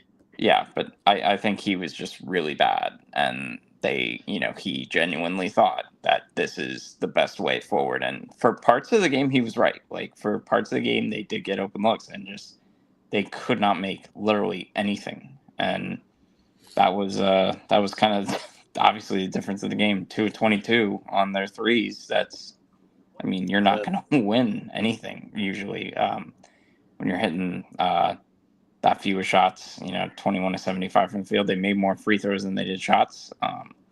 Good Lord. Really we'll have to talk about the officiating in this one. My gosh. That's a whole other discussion. To finish the RJ Lewis stuff, I don't think it was the wrong decision. I don't think, it just was a decision. It just, it was a decision he felt he had to make. Yeah, to kind of, Matt, you brought up a good point, because my initial take was that, sorry, I saw Jacob walking off and it was funny, but all right, Matt brought up a good point of initially, like, my initial take was that, no player is bigger than the program, right? Kind of thing. But also at the same time, RJ Lewis was not having a good game as well. It wasn't like he was going off for 30 and getting teammates involved, but Pitino didn't love his effort and took him out. Then yes, that would be questionable. Because I guess my final point for all this is that it might have been both. Like, he thought the best way to move forward was without him on the court, because his play was just not there that day. And also the effort was just lacking at times. So I feel like both things could be true if that made sense. Yeah, I mean, RJ Lewis is a scorer first, so that's like what he brings to St. John's. Like that's his thing. He's a terrific, more help defender. He's not like on ball, that kind of like in your face type defender. He's not, going to switch a ton like how they do with Kadari Richmond. So his role is scoring, and he did a great job of that for them all season. And when he's not scoring, you have to find other ways to add value. And he, unfortunately for them, had a couple steals, had 7 boards, but that is not what they needed. They needed like him offensively to get something going. And if he's not making any shots and he doesn't have an assist in the game, like what value are you providing? And that's when you see Zuby Ejiofor like trying to get him going, but he just did not have it, and they kind of had to go in another direction and get someone on the floor who could make plays or make shots and give them something that he wasn't able to give them that day. I just think I get that, but it's like it's not like you're pulling some great option off the bench where you're like, oh, I know this guy can do this. It's like at that point, there's 5 minutes left in the game. It's a close game. He's been, like I said, your best player in the Big East all year. It's like I think you just kind of got to go out with your guy at that point, though, because we've seen game where great players will have a terrible game, and then what do great guys do? Like when the lights are brightest, like when they need a big shot, like they figure it out, even if they're not having their best game. Now, like we've seen that a million times with star players, like in the NCAA tournament and big college basketball games and NBA games, like big time players make shots in big time moments, and I think at that point you kind of got to go out with the Big East Player of the Year on the court at least, like. Yeah, I mean they tried. I do think they tried. They gave him every chance to find a shot and get to his spots. And they went, like Leotopoulos is their best 3-point shooter. He's the only 3-point shooter they have, and he's not a very good 3-point shooter. But they put him out there, and Davion Smith got him a ton of looks and missed all of them. Like, I think what they had well intentions in mind, and this has happened before. Like, Tennessee had benched Grant Williams one year when he was playing poorly. It ended up working for them. They ended up winning. But it's happened, and this time they just did not have the answers on the bench to do it, and they were doomed the minute Kadari Richmond fouled out of that game. There was nothing that they were going to do. Arkansas was, pretty cleanly outplaying them. The Arkansas guards were just on a different level that game, and there's not much St. John's could have done aside from RJ Lewis making more of those shots. Once St. John's is in a position where they have to chase the game, especially chase the game with threes, they're really up against it. So, it was just one of those days for them that just was not going to happen. The RJ Lewis stuff ultimately. And Patino answered questions well about it after the game. Like, he didn't totally bury him. I don't think he did answer him well, though, because he acted like offended that the reporter asked about it. Well, I think it's abundantly clear why he did not play. I mean, or why he was benched. Like, it's not a. You already know the answer to the question when you ask it, type thing. He chose to take it in a very confrontational direction, but then that's just kind of a bold question to ask after they're done. But yeah, it was interesting dialogue for sure. So to move along with this game, because we got to talk about Okay, so we'll get to the officiating at the end. I mean, it was bad, Mhm. but for John Calipari, for a team that was dead in the water, 0-5 in the SEC, um, not a lot going great for them, and they've come through this first weekend and they got in as a 10 seed, and really ever since that game they went to Rupp earlier this year and figured it out, and now they're going to the Sweet 16, as improbable as that may seem, and just like the wildest sequence of events to lead to this moment in the world, where you have Cal with 3 straight terrible first weekend exits in a row. The St. Peter's game, the Kansas State game, the Oakland game last year, and which leads to his departure from Kentucky to then go to Arkansas with an Arkansas team. They spent a ton of money, top 5 in the nation in the portal, and had a terrible year, or to start the year, 0-5 in the SEC. Then they turn it around, finish strong, and now they're going to the Sweet 16. I mean, this, well, like if we were talking about this 2 months ago, like there's no chance this is even a possibility. I mean, what Cal said was true. They put him in the coffin, but they forgot the nails. I hate to give I do not like Cal. I've made that clear. I'm not a fan, but it's hard to knock a guy when you go and beat Bill Self and Rick Pitino in back-to-back games in the NCAA tournament to go to the Sweet 16. It's like I I got no my hate angle is gone this year. I got nothing. Um, so This Arkansas team came together as a team right at the right time. Janelle Davis showed up. He was huge for Arkansas yesterday. Or yeah, yesterday. Yeah, it would have been yesterday. No, it would have been Saturday now. Um, but yeah, I mean, they did what they needed to. They played physical against St. John's, out physicaled St. John's on Saturday, and hit the shots when they needed to. So I mean, they deserve to be in the Sweet 16, 100%. So Yeah, it was. I mean, for them, the season, obviously conference play started pretty horribly. Going 0-5, picking off Georgia the next game, getting crushed by Missouri. Yeah, their lowest point, probably they got beat by Oklahoma at home, and this was right before they went to Rupp. Everybody kind of had, obviously written them off at that point, and I do think that that game at Rupp changed their season. And still now, like I mean, they got a really good draw, for sure. They got a really good draw in Kansas, and they got a really good draw in St. John's. That being said, I still think that it is not, I'm not willing to go the Seth Greenberg route and say that this is. Jimmy Dike said the same thing as well today, that it was Cal's greatest coaching job of all time, and it's one of the greatest coaching jobs of all time, he said. But yeah, I mean, for Cal, it is one of his best. They lose Boogie Fland after being 0-5 in SEC play. They are doing all of this right now without Aduthier, their leading scorer. Navigated the back half of their schedule without both of them.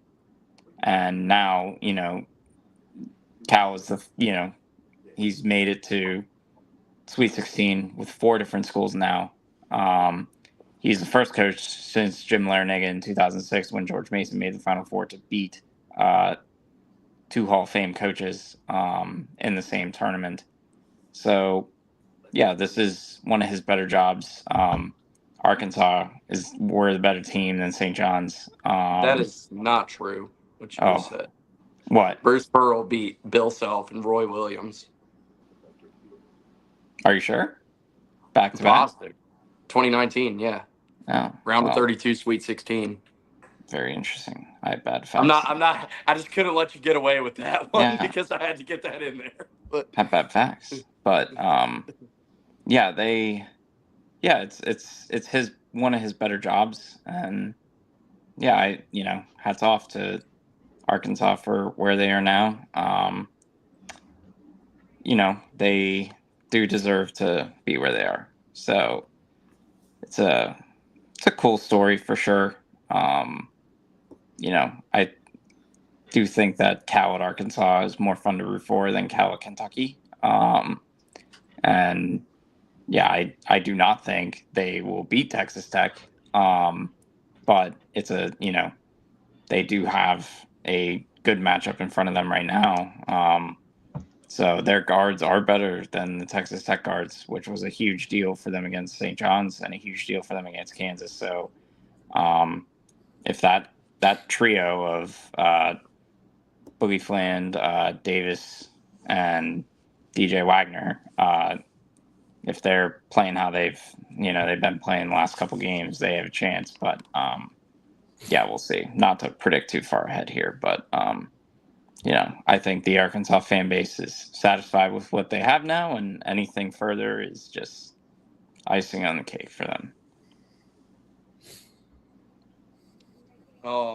Anything else either you want to add on Arkansas, or just talking about the officiating in this game, or before we move along?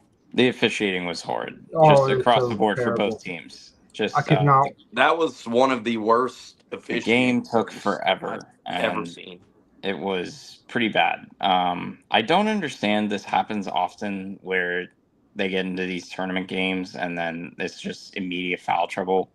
And like St. John's is a notoriously physical team. Arkansas is a notoriously physical team. Put them together, you would have thought that. I just don't know why there's not some discretion in these games. And then once you get one bad call, it's just like a never-ending series of makeup calls. And yeah, it was almost unwatchable. It was unwatchable. I mean, I watched it, but I think it was unwatchable. It's terrible. There's literally fouls where nobody had contact. They just blew the whistle as soon as someone jumped up, and it was ridiculous. I mean, Kadari Richmond fouled out with 6 or 7 minutes left. Yeah, he fouled out pretty early. Yeah, and I hate the people that when they're just like, "Ooh, the NCAA college basketball sucks. The NBA is so much better." I'm like, well, those people have an argument after that type of game because I'm like, gosh, like, what are we doing? It's like, not everything has to be a foul. So, yeah, I just allow the players to decide the game. So just don't do this. So yeah, I think a lot of some calls went against UConn, but that was probably good news for them because Florida is not a good free throw shooting team, and not a lot of these teams are. So it puts you in a spot where you don't want free throw shooting to be bigger than it needs to be, and yeah, it's just very frustrating to watch. Just allow the players just to play and not have a foul show or ref show. This is a side note. When I saw Jeffrey Anderson was the referee for Purdue's game on Saturday, I was like, oh frick, here we go. But we've actually had one of the better officiated games of the weekend. So it's crazy. Purdue won by 20. The officiating was great. We'll get back to you after. They let both teams play for the most part. After one Houston game, we'll see. Yeah. We'll see if High Knees is in that one again. Well, we started off this show with you guys wanting a game to come down to a foul call, and now we're talking about too many foul calls. So yeah, I'm just giving you guys some shit. But all right, what game was next? Michigan and Texas A&M was the next game of the day. I didn't get to see a lot of this one because I didn't watch at our game, but very frustrating. It was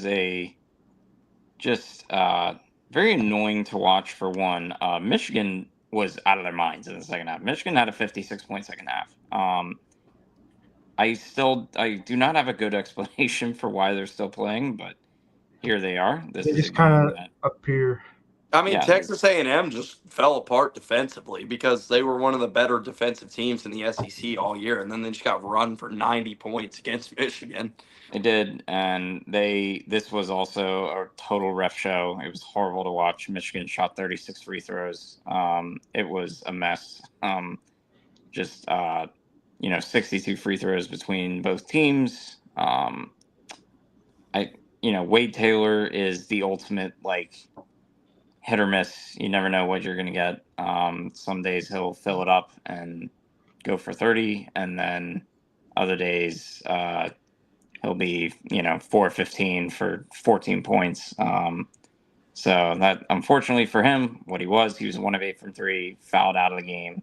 But yeah, it was pretty rough for A&M, where they were not great on the glass. They got badly out rebounded. And them being on the offensive glass is their thing, and they did not have it against Michigan. And I just kind of, throw my hands up now and just Dusty May, tournament wizard here. Not much to say. They won 2 games now. I thought they had no business winning, and they really just kind of thoroughly dominated and out executed a good A&M team. So yeah, not much else to add there. They frustrating to watch, but yeah, they deserve to win. They hands down were the better team, and yeah, second half A&M just fell apart, and Michigan took full advantage. Just really, really well executed last 10 minutes of that game. I will say one thing I need to note. How did Texas A&M let Roddy Gale Jr. score 26 on them? He was hitting shots. He was nails from 3. He hit, it felt like every 3 he took. He got to the line a bunch. So yeah, that was that might be the best game I've ever seen him play. They had, parents on camera for every single shot he hit. Felt like saw them after every possession. But yeah, he was the best player on the floor for them, and just made a ton of shots. So just give him his due. I did not see that coming. Michigan just making 6 threes in a game, good on them. But yeah, Roddy Gale just not much else to say. Guy was lights out. I just wanted to point out, by the way, I love with these backdrops. We got 2 of the top 3 national players of the year, and then we got Juve. Mm-hmm. Yes. There's Juve with caught in 4K on television. Tell us with who. He said he gave us permission before we started.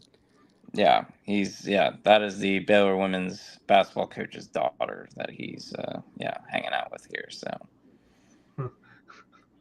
fun times for Juve and Waco.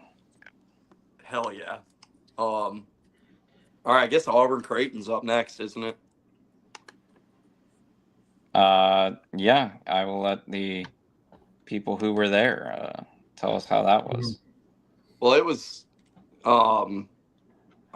definitely not a good first half for Auburn, but it was kind of the same movie that we talked about on Thursday night or on Friday night or game was on Thursday night. We talked about it Friday night, but yeah, that Auburn shot it terribly in the first half, and Creighton was out of their mind. And going in the locker room, Auburn was 3 for 11 from 3.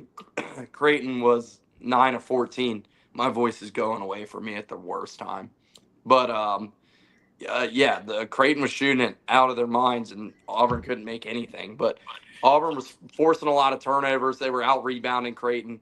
So they were doing all the little things you need to do well. And when you have a big advantage in turnovers and rebounding, you're going to win most of the time. And Creighton's just shooting it out of their minds and had a lead going into the locker room. But yeah, that died down. Auburn shot it a lot better in the second half. And Tahad Pettiford finally showed up because he's had a few bad games in a row. And Tahad Pettiford really took this game over in the second half. Him and Chad Baker-Mazzara were both awesome. And Chad even got hurt. He only played 23 minutes in this game. It looked like he hurt his hip or something. Oh, he fell hard because he has a bony ass. Bruce Pearl said it himself. But yeah, no, Tahad really, like, I mean, I told him, I was like, somebody's got to step up, and Tahad Pettiford stepped up. Like, Broom was bad in this game again. Not one of his better performances, and that's to be expected with Kalkbrenner on him. But, I mean, he did a good job defensively guarding Kalkbrenner, I thought. Like, Kalkbrenner still scored. Like, he got his, what he finished with, 16 or something? 18 and 7. But I thought Broom did a good job guarding him in this game. Him and Cardwell were switching off on him. And yeah, like Miles Kelly didn't shoot it well. The first half was awful. Like nobody could get anything to fall. But yeah, I'm like I said, I'm giving all the credit to Tahad Pettiford because he really like Auburn just needed a guy to step up in this game and start knocking down shots, and Kalkbrenner was really doing a good job at neutralizing Broom, so it wasn't going to be a game that Janai could just take over. And like, it was Pettiford and Chad Baker Mazzara when he was in, and just Auburn came out with the energy that people have been talking about and they've been lacking the last few games. They came out with in the second half. I don't know what Bruce Pearl said in the locker room exactly to get him fired up, but they came out with the energy that we've seen from the Auburn team from December and January and February. That was the team everybody was picking to win the national championship, and they came out in the second half and looked the part and looked like that team. Yeah, I mean, I want to start before I get into that, effort intensity thing that we had the debate on last show, but no one's really been talking about this guy on the Auburn team. This was Dylan Cardwell's best game in an Auburn uniform. Like he may have not like had like a eye-popping stat line, but his defense this game was incredible on Kalkbrenner. Like Janai didn't defend as well as Dylan did. Like Dylan, like when he was in, Kalkbrenner was really like slowed down a lot. You could tell. Dylan was awesome on the boards.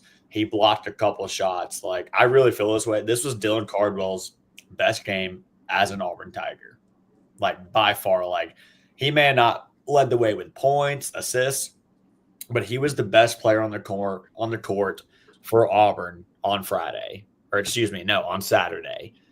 Like his best game. So shout out Dylan Cardwell. I don't see anyone like giving him any credit, any love. So I just want to shout out him real quick. But back to the effort and intensity thing that, me and Travis have been debating on for the past few days.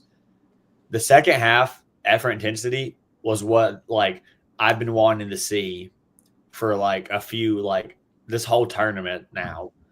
Like it looks like the team back in November and December that was just slacking everybody, like no stress games, just winning every game by like double digits. So that was nice to see, to like kind of get that mojo back of like effort and intensity. And, Chaney Johnson had been quiet for the past few weeks. He had a few important shots in the mid-range.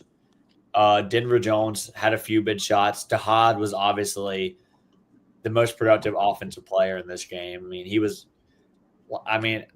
a freshman, but he really doesn't play like a true freshman at times. Like he has no fear to take a shot, and make it. But just an overall a lot better game from Auburn, effort intensity wise, which is what I like to see, especially head into the Sweet 16. So that's really all I got for about the Auburn part. If you got anything else you want to add, Travis? When they came out in the second half too, like obviously we talked about Creighton, like all 3-pointers they were making in the first half. Like the best adjustment I saw they made, which credit to Mike Burgermeister on defense, like he runs our defense and he's awesome. And they started trapping on Ashworth every possession, and I don't think he made a 3-pointer in the second half. He was scoreless from the 17-minute mark in the second half. He didn't have any points until the 30-second mark of the game. Yeah, they started trapping him with Denver and Chad. And like I was going to add to that too, is what you said, that Denver was the primary defender on I'm blanking on his name right now. Help me out. Ashworth. Thank you, Ashworth, in the first half. But they switched to Chad Baker guarding him in the second half, being the primary defender. And like you said, they were trapping him with Denver and Chad Baker. And, they took him out of the game and said, all right, if someone's going to beat us, it's not going to be Ashworth. But yeah, it was a great second half for Auburn, and it was like I said, Tahad Pettiford was awesome in this game, and it was really like the first half was a story. Like we were talking about, like I thought like the effort was good in the first half too. Like they came It was out better. with intensity. They were destroying them on the glass. They were forcing turnovers. Like they were doing everything they needed to do in the first half. The shots just weren't falling, and it's concerning. But yeah, they came out in the second half and just started knocking them down. And like Pettiford was like he's been awful the last few games, and he had one of his better games of the season. Finished with 23 points. Somebody had to be the guy and take this. It's still concerning how bad Janai has been. I mean, that's going to be a problem, especially going into next weekend. Like playing against a Michigan team with two dominant bigs like that, you're going to need somebody to step up and have that performance again. Because if Janai was struggling with Kalkbrenner on him in this game and has just been bad in general, then I think against that Michigan team with those two bigs, like that's not going to be the game. Where I think Janai just gets it together. But I mean, if you shoot it like this, like Denver made two huge 3-pointers late. He obviously had the one that kind of sealed it when he hit the night, and and Pettiford was just awesome in this game. That was the Tahad Pettiford that we've been hyping up all year, and he has been falling off the perch for a while, but he gave us what we needed in this one, and hopefully I think Chad's going to be good. They didn't sound too concerned about, but I mean, he was fucking awesome in this game too. Yeah, he dominated the glass when I started watching the game. Kind of turned it on. Turns out having Chad Baker Mazzara for a full tournament, I guess not even a full tournament game because he got hurt, but not getting ejected 5 minutes into a tournament game helps. It helps, yeah. And go ahead, Matt. Question. So what is the level of concern over Janai and how he's been playing here? It's high. For me, yeah. How many? I do not think they can get away with him doing that against Michigan. I think he needs to, minimum get to maybe 14, 15 points. Well, I think they can get away with him doing it against Michigan if they shoot it well again, because if they shoot it well, yeah. If they do a good job, Janai and Cardwell defending Golden and Wolf, then it won't really matter because that's cute. And mainly with the matchup with Michigan, with how much they turn it over, and obviously they saw Trey Donaldson here for 2 years, who's their primary ball handler. So the fact that Michigan has those issues, and then now you compound that going against a team that knows your bag very well. Yeah. I think that's a really good matchup for Auburn. And if Auburn can just turn them over a lot, and then Cardwell and Broom do a good job defending those bigs in the paint, I don't really see a problem here. And I think Auburn against Michigan should be able to force turnovers, and then we'll see. But against Michigan, I'm not too concerned about it because even if we don't get the most from Janai, I feel good enough about our defense that I don't think it'll really matter. But going forward, let's say you get past Michigan, then you got Elite Eight, Final Four, then it's that's where I'll be concerned about it. But against Michigan, I'm just I'm not going into Michigan thinking Janai needs to have a huge game to win that one. Yeah, to answer your question though, Matt, my concern level with Janai Broom for the Michigan level, it's probably a 4 or 5. Because I don't think that's what's going to be the deciding factor for that game anyway. I think our guards are simply just better than their guards. And if let's say that, Michigan's bigs versus Auburn's bigs are at an even level, right? But Auburn's guards are at a higher level than Michigan's guards. That's the game right there. And Auburn most likely wins if that's the case. And then obviously, if you get a better performance from Janai Broom and then Auburn's guards are outperforming Michigan's guards, and yeah, that's an easy path for an Auburn win. As far as moving forward, with Elite Eight and Final Four and obviously national championship aspirations for this team, yeah, we're going to need to see the Janai Broom that started off early and was the National Player of the Year candidate and was the favorite at one point. And I don't know what it is right now.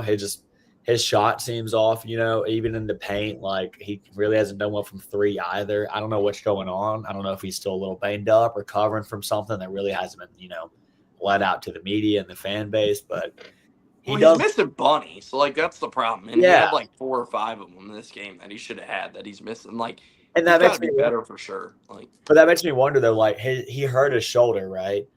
It makes me wonder if there's an imbalance there. Like, he doesn't know. Like, sometimes it hits off the back of the rim, sometimes it's off the front of the rim. It's like he's still trying to learn how to like use his shoulder almost, and if that makes any sense. You know what I mean? Because the shoulder he hurt, I'm pretty sure, was his left shoulder, and he's left-handed. Because you always see him post up and turn to the left and try to like, bounce it off the backboard in. You see what I'm saying? So I just don't know like if his shoulder is still like giving him fits or if that's something to look at. Yeah, that could be. I mean, I do think that, Creighton's obviously trying to key in on stopping him first and foremost. And yeah, I mean, Creighton did everything except like finish the game and in the second half of that. And I still do not know, like, not necessarily off topic, but like, I cannot believe you see Creighton against Auburn, Creighton in the first round, and then if you're Texas, be like, yes, we are going to offer this job to Sean Miller over Greg McDermott or like anything else there. I'm very surprised. Greg McDermott's older, though. So yeah, he's more. He's not that much older, though. Greg McDermott's like, what's he, 65, 66? I mean, he's still like Rick Pitino's in his 70s.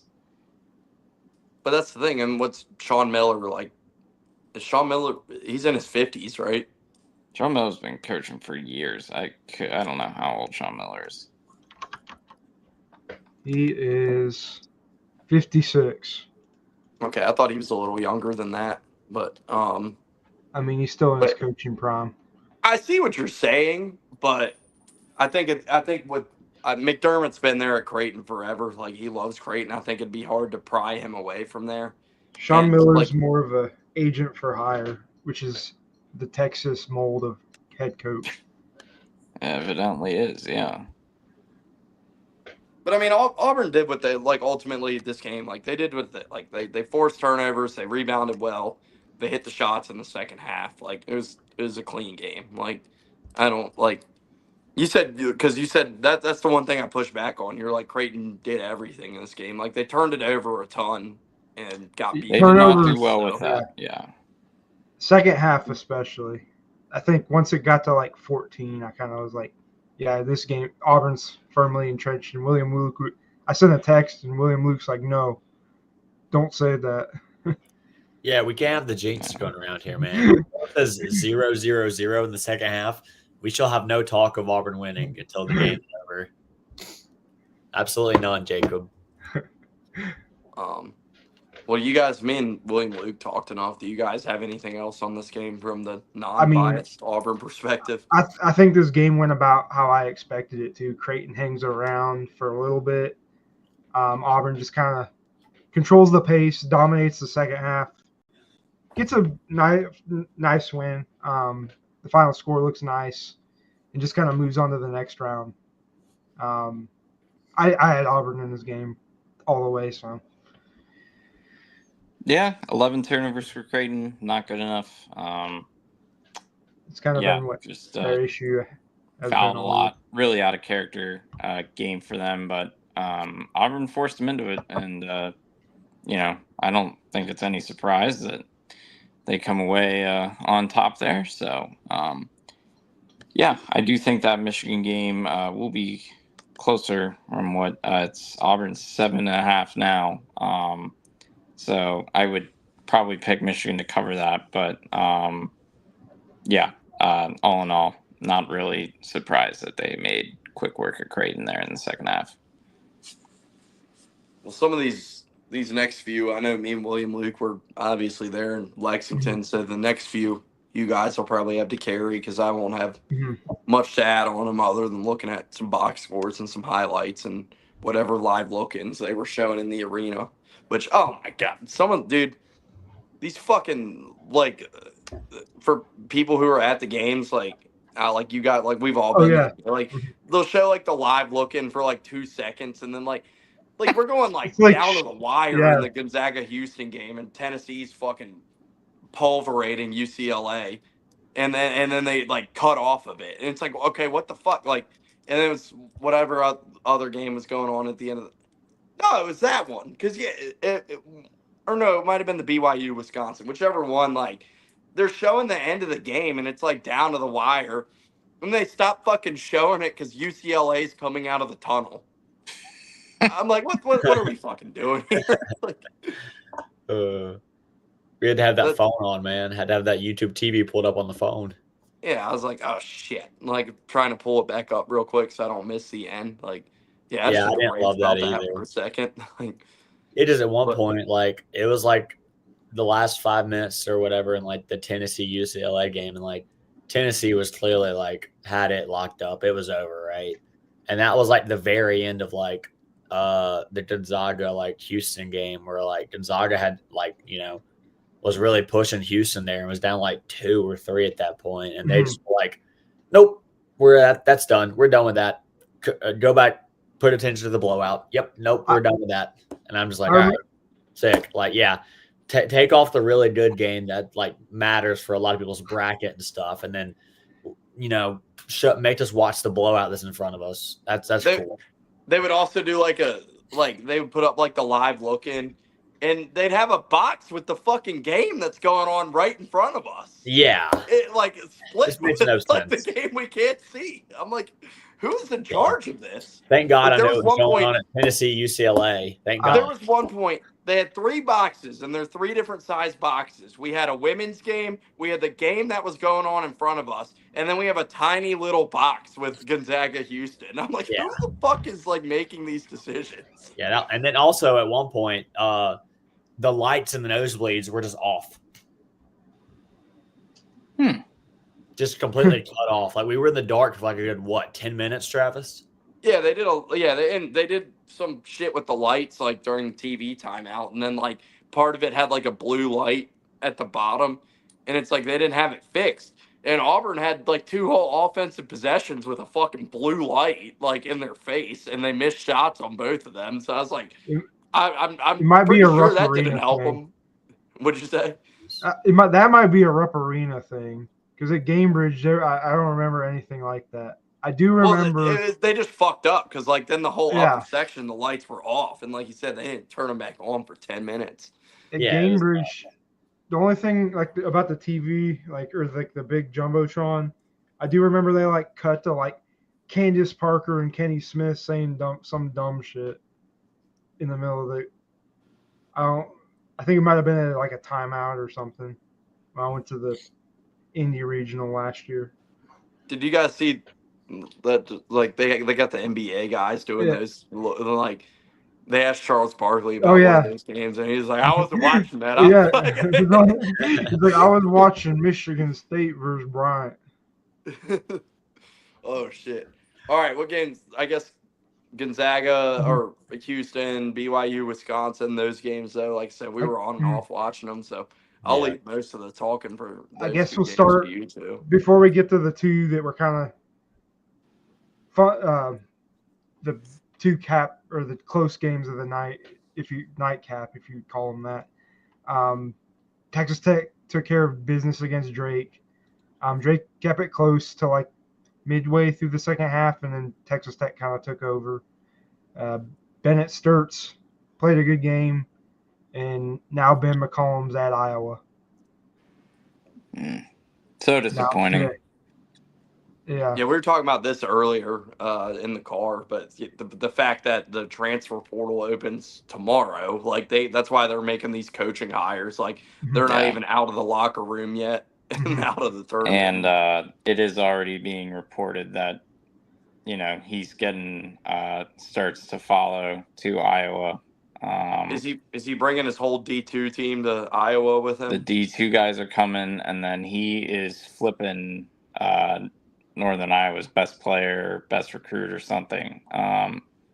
So they'll have probably a similar makeup of what they had this year at Drake. But yeah, that's a tough fit. Iowa NIL is not great.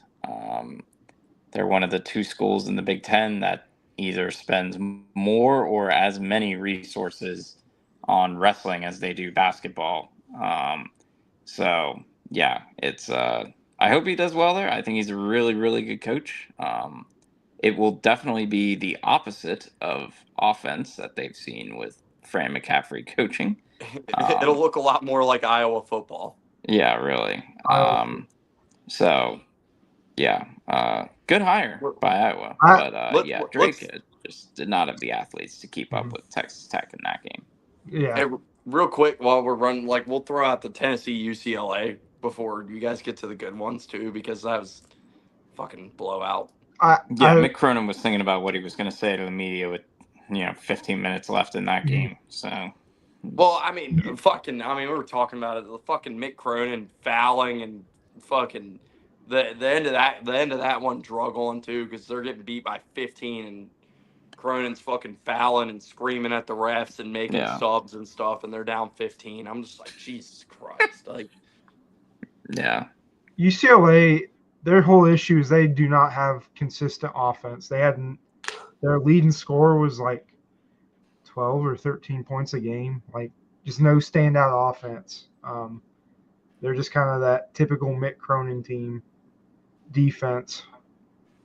Yeah, they had to fly Allegiant Air on the way home. Yeah. Cronin was Allegiant is rough, I will say, in his defense. The Gallaghers.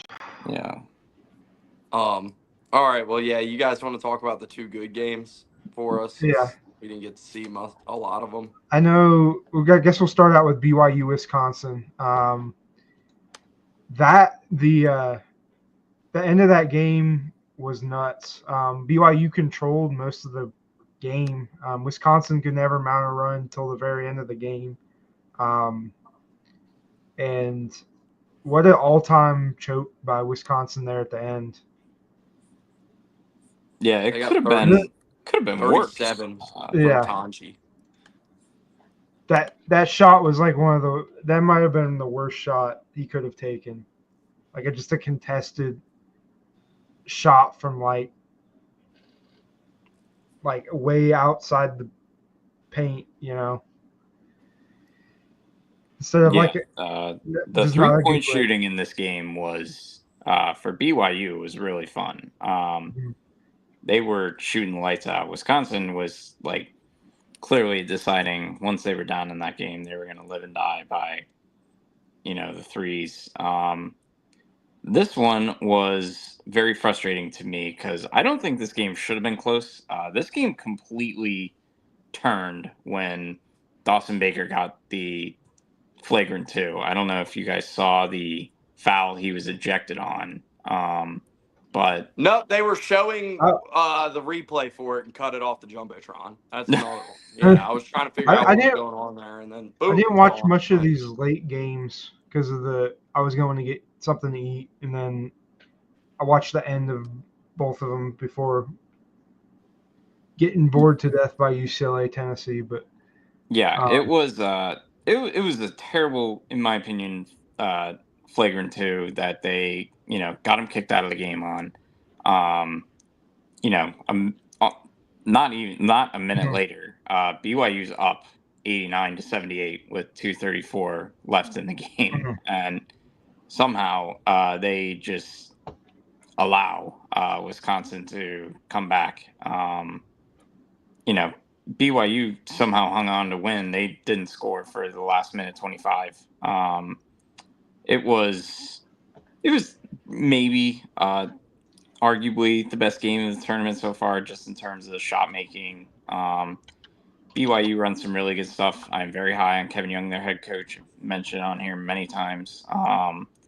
But I didn't know, by the way, I was listening to fucking Goodman last night. He turned down the Brooklyn Nets job. Mm-hmm. Take to BYU. I did not know that. Yeah. Crazy stuff there. Both teams made 12 threes. The shot making was off the charts, and Tanji almost went for 40. But yeah, sadly for them, last possession was kind of a mess.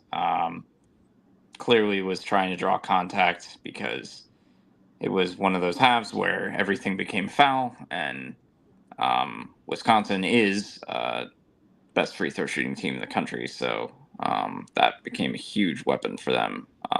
But they still missed 6 free throws in the game. But yeah, Tanji, 37 points. Just unbelievable game by him. But yeah, last possession was a mess. And I do think the better team moved on. I think BYU's better than them. I was not particularly like overly impressed by Wisconsin very much. So yeah, I think the right team moved on. BYU is a better team. BYU Bama should be an awesome basketball game as well.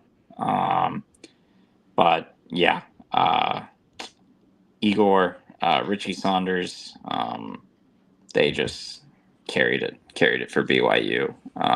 So no one really particularly stepped up for Wisconsin to help with Tanji there. So yeah, tough one for Wisconsin. I know there are people who are very critical of Greg Gard and that he has not really had a big time run yet in March. I don't think he's a bad coach. I think Greg Gard's a good coach. I think they've completely changed identities in that program and how they want to play. But defensively, yesterday they were really bad.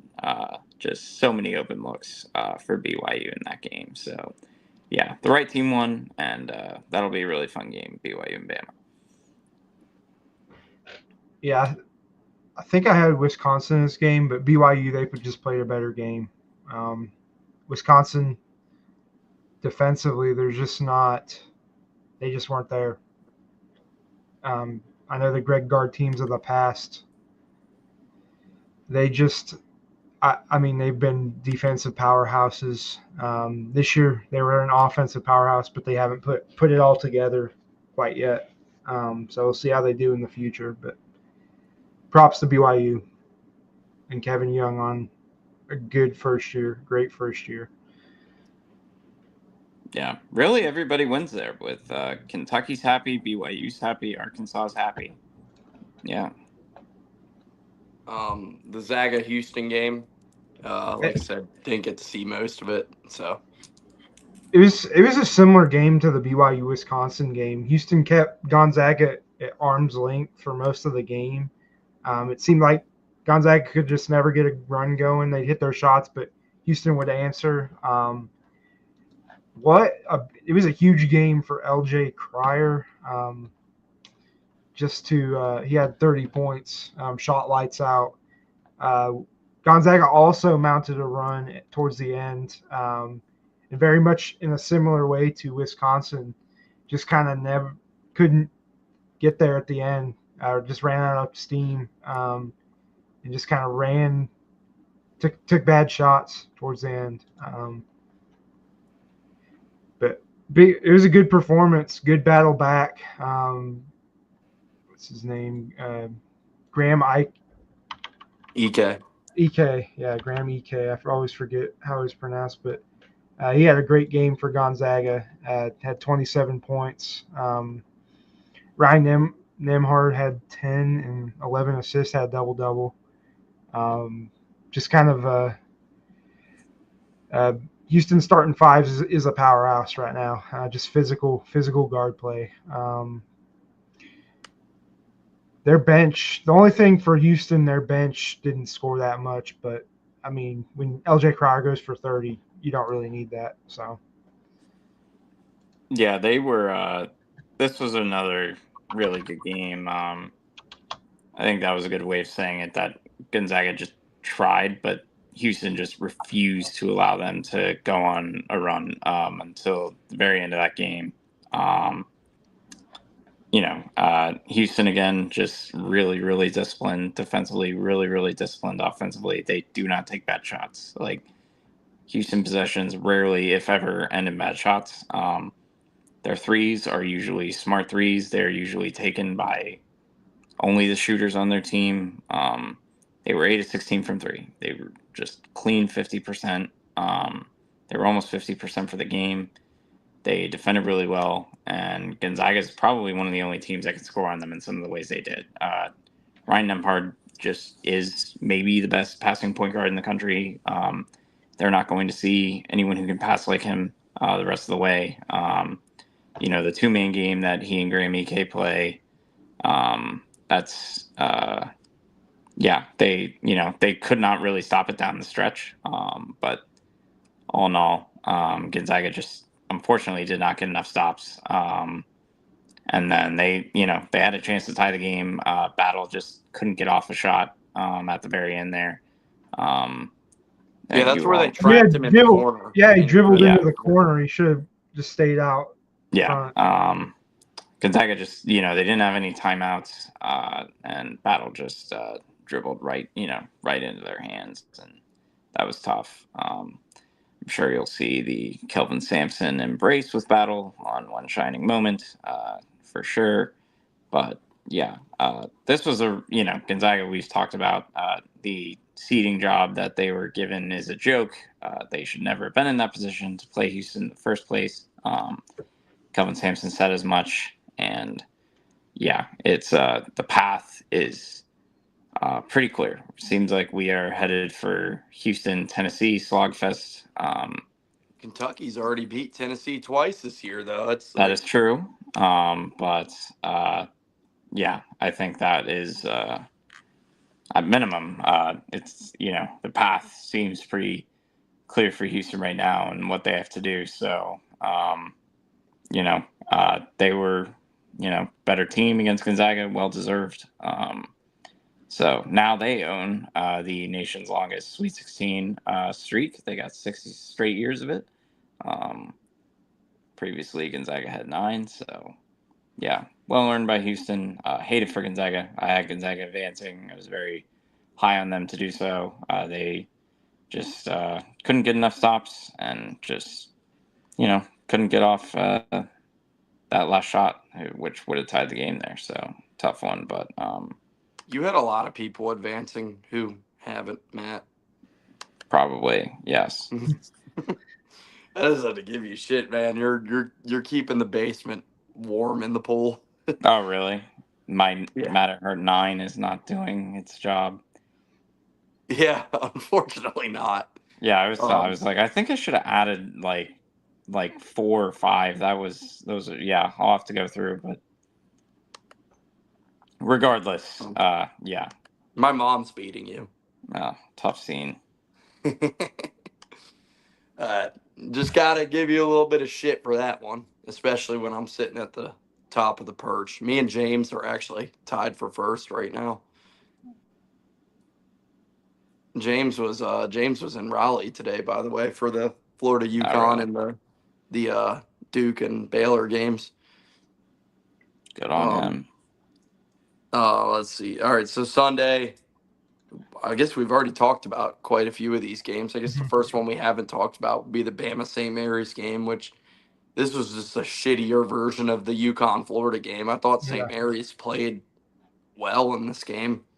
Outplayed Bama at a lot of points and was doing what they needed to do. They just couldn't fucking find the bottom of the net for anything. I mean, if St. Mary's shoots marginally better in this game, we might be looking at something drastically different. But, I mean, it was fucking atrocious offensive performance by the Gales and good effort by them. And, they did everything else they need to do well besides actually make shots, which is pretty important in a basketball game.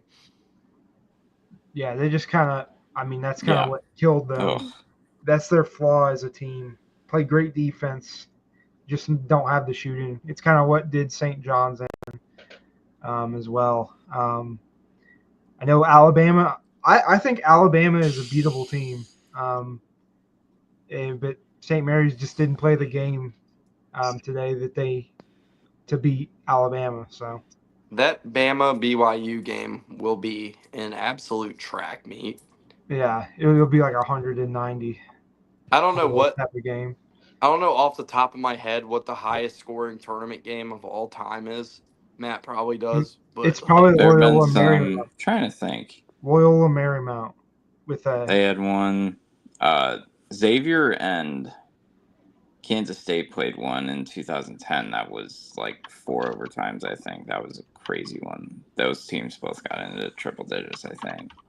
This Bama BYU game has Has potential to give that one yeah. a run.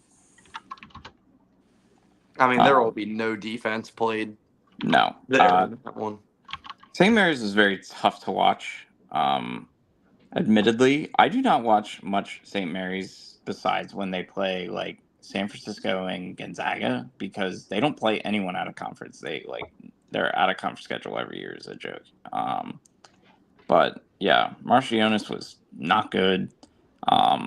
They usually do not take as many threes as what they took against Bama. No, they kind of got fucking drug into that Yeah. Bama style game, and it was weird because that's not how they play. But it's almost like Bama baited them into trying to keep up with them, which is just like if you're gonna try and shoot 3-pointers with Alabama, like good fucking luck.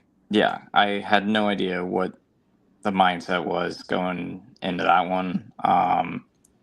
That's not their style, and I don't know if they thought going in that they're like maybe we could beat Bama playing Bama's game, and they should not have done that. Their path was doing the very opposite of that. And yeah, just they could not hit the broadside of a barn in this game. But defensively, they weren't great, but they weren't like horrible either. They did a really good job on Sears. They only sent Sears to the line twice, which was, I'm sure not bad for them there. But yeah, I was not overly impressed by St. Mary's, and I do think the right team won. I think Bama's better than they are. This was a game I'm sure was rough to watch because Aiden Holloway, that was one of his better games for Bama today. First team All-American Mark Sears, by the way, shot 5 for 15 and 0 of 4 from 3. But first team All-American. Yeah. But this was it was a really well-balanced game for Bama. They really spread the ball around. A lot of people scored and contributed. Sears was really the only one that was kind of dominating the ball. But yeah, all in all, just impressive stuff from Bama in this game to beat a team that I think all of us thought that they were going to potentially struggle with if they stuck to their guns, but they clearly did not, and made things much easier on Bama. All right, what we got next? We've already talked about a lot of these games today. I was going to say, I looked it up. The highest scoring tournament game ever was Loyola Marymount versus Michigan in 1990. 264 combined points. Well, I don't think we'll get there. Yeah. The New Mexico-Michigan State game, that's the next one on the docket. I don't know why. I mean, it's showing that one before the Illinois-Kentucky game on the rundown I was looking at, but the Illinois-Kentucky game was before that. Either way, Illinois-Kentucky. I guess we can get that one out of the way quick because Kentucky just kicked their ass. Illinois. The Illinois team showed back up. Brad Underwood, just his teams are always inconsistent. Like, you never know what you're going to get. You saw it in the tournament the one year they lost to Loyola Chicago with Kofi Coburn. And this year it showed its head again. You just kind of announcer on this one had a line in the first half, by the way. He was like, this team's battled a lot of sickness this year, but nothing's going to make them more sick than this performance. I was like, oh my God. Wow. Wow. Yeah, I was like, holy shit. That was quite the line. Illinois is infuriating to watch. They very likely could have won had they not settled for just an obnoxious amount of threes and just so many possessions. I'm like, what are they doing here? Just launching some of these, Yaka Jonas took 9 threes. He is not a shooter. He's not a 3-point shooter. I get that he wants to play in the NBA, but my gosh, can we, Ivisic for them? it drives me crazy because it's not pronounced Avicic the same way it is for they have in Arkansas, but like he took 12 threes. Yeah, it was. I hate how they played. That's always been an issue for them the entire season. Just how the disproportionate shooting numbers. But yeah, credit Kentucky. They keep finding ways to win.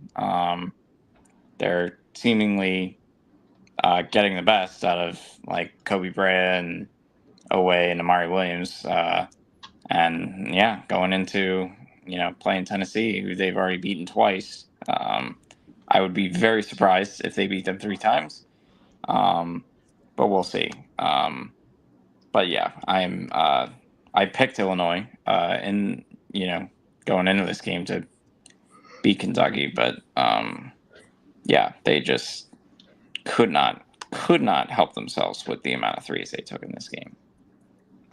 I picked Illinois as well, just based on how they ended the season. I thought they had a pretty good end to the season, considering their inconsistency. But they just didn't play a good game against the Kentucky team that's also struggled with inconsistency. This is kind of the battle of two teams. You never know what you're going to get, Yeah. And we saw the good Kentucky and the bad Illinois in that game for sure. I guess we can get the Iowa State Ole Miss out of the way pretty quick too, because I mean, it was not a great performance for Iowa. I want to make sure I had this right. By the way, I'm about to bring up a stat from that game. But so obviously the Keyshawn Gilbert injury caught up to them. I mean, Curtis Jones was awesome in this game. Taman Lipsey took 2 shots in this game. Yes. That is accurate. That's it. In 32 minutes of time. 32 minutes. He took 2 shots. Yeah. Without Keyshawn Gilbert and Curtis Jones giving you all he can give you, and Taman Lipsey attempts 2 whole shots, that's not going to be enough. Yeah, it's Illinois for one literally thing. Beat the brakes off of them. It is. Iowa State's better when it is the Curtis Jones show, and Lipsey's in more of a complementary role or a tertiary role. That being said, 2 shots is not going to do it. It's one thing to take a step back and kind of just have the game come to you and not really take too many shots here, but 2 shots is not going to do it. Not nearly enough for them, and defensively they got just absolutely gashed. Yeah, Ole Miss just that was impressive stuff. Malik Dia, he's been one of the more underrated guys all season. Played really well today. Padula usually gets all the headlines. But yeah, Malik D has been awesome. Morel's been awesome. Brakefield, who I think was on Jason Tatum's team at Duke, still playing now, and he was great today. So yeah, all things considered, I like Ole Miss to beat Michigan State. So we'll see. We got Ole Miss versus Auburn 4. Oh yeah, here for it.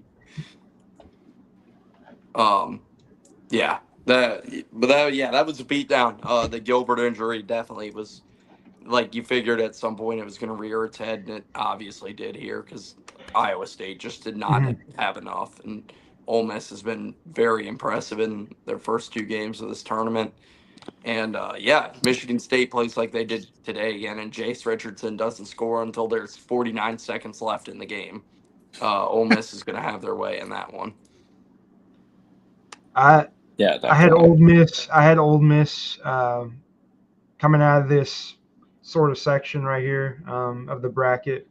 I just think they have the best firepower out of all those teams. Iowa State never really impressed me this season, even before the Gilbert injury. I know I had picked them over Lipscomb. I mean, that was a bit. Iowa State took care of business there, but Ole Miss just had too much firepower. Jermaine Brakefield just kind of has been a big factor for him. Sean Padula, Malik Dia, all those three have kind of stood out.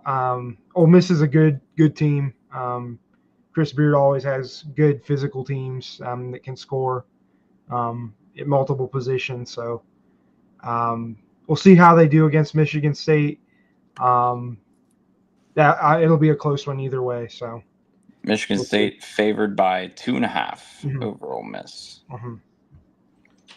So, Well, we have 2 games from the night left to talk about. We have the Michigan State New Mexico game and the Arizona Oregon game. So to start with that Michigan State New Mexico game, New Mexico gave them a run here. They gave them all they could handle. But yeah, really, like I said, the story for Michigan State, how bad Jace Richardson was here, and if that's all they're going to get out of him going into next weekend, it's not going to be a long stay in Atlanta for the Spartans. They're going to need him to step up, and he was really bad in this game and gave New Mexico every opportunity to stay in this one.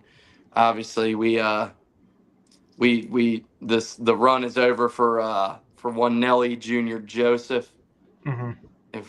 If we got any last puns to get in here, tough. Matt? Well, yeah, very tough one for our guy Nelly Jr. Joseph going out to the team that finally stuck it to Michigan, getting their revenge after what Michigan did to our Ohio State Buckeyes. Tough one for Nelly Jr. Joseph, though. 7-9 from the Florida Knight rebounding machine in his Air Force Ones. Gonna miss him. Yeah, love that Nelly Jr. Joseph. Is he back next year, or is he? That's a very good question. He strikes me as a very old name, but I could be very wrong. The other thing, Junior. this is tough. We talk about officiating. Free throws tonight were 28-10 for Michigan State. Donovan Dent got hacked every time he went to the basket, and they gave him nothing. It was kind of tough to watch. Michigan State was basically like, "Fuck it. If Jace Richardson's not going to make any shots, we're just going to start fucking abusing them and see if we can get away with it." And they did. Donovan Dent typical did Izzo not. ball. He did not attempt a free throw, and Michigan State attempted 28, but because Tom Izzo is obviously nationally loved, we can no one wants to really talk about that. So if they do not get that whistle against Ole Miss, they are going to get pounded. So yeah, all in all, Michigan State is better than New Mexico. Give them credit. But yeah, the whole Jace Richardson 1 of 10 from the field nonsense. Jeremy Fears didn't make a shot. So yeah, it was not Michigan State's best game, and they were very bailed out by a lot of these free throws. But yeah, I am taking Ole Miss to beat them next game here. So we'll see. But ho hum, another Sweet 16 for Tom Izzo. Yeah, New Mexico stayed in there. I just think Michigan State's physicality took over towards the end of that game. New Mexico's a good team. Richard Pitino has done a good job there, kind of building New Mexico into a contender that can win March Madness games, tournament games. But I just think Michigan State was too much. I saw a clip of Rick Pitino there at the game. Yeah, I didn't see anything else in the clip. It was just Rick. It was very interesting. Yeah, it looks like Rick Pitino has never been in the stands to watch a basketball game, and was just kind of there. And there were some people. There were some people behind him, wearing a scarf. What is this? I think Jacob's the only one who knows what I'm getting at here. I was looking at on Twitter. Yeah. Yeah, Rick was. If he turned around, he would have went back into the Louisville days real quick. It's like the Nuggets sideline, if you know what I'm talking about. Yeah, I don't know. I think, yeah, Matt really hit it all. But, yeah, Michigan State was fucking awful in this game. They didn't deserve to win. But, like you said, ho-hum, another Sweet 16 for Tom Izzo. I don't know what else to say. They were bad in this one. As an Auburn fan, I'm like, going into next weekend, seeing that performance from Michigan State, what we already talked about with Michigan earlier, and then already beating Ole Miss 3 times this year, there's really no excuses if they don't get out of Atlanta next weekend. Yeah, I don't know. Feels like we're all running out of words. But Yeah. the Arizona-Oregon last game of the night, Final. Caleb Love was the good version of Caleb Love in this game. The great version of Caleb Love, the version that Yeah. is going to con me into thinking that he retired Coach K and now he's going to retire Cooper Flag. Yeah, no, he was awesome in this one. Arizona really controlled this entire game, and we were watching it at the start here, but they were doing their best to give it away at the end. Mhm. We started this, so I didn't really I was multitasking to see how exactly that happened, but yeah, they were doing their best to give this one away, but they took care of business here, and Oregon kind of a fool's gold team all year. I think a lot of people saw it coming. They hung around in this one, but not enough. Have we lost Matt? I think he's gone. He may be gone. I know this game was kind of the Jackson Selstad versus Caleb Love battle. Caleb Love, of course, played better, got more threes up. Oregon was kind of like you said, they're just kind of one of those teams where they have enough potential, but they just never fully get there as a team.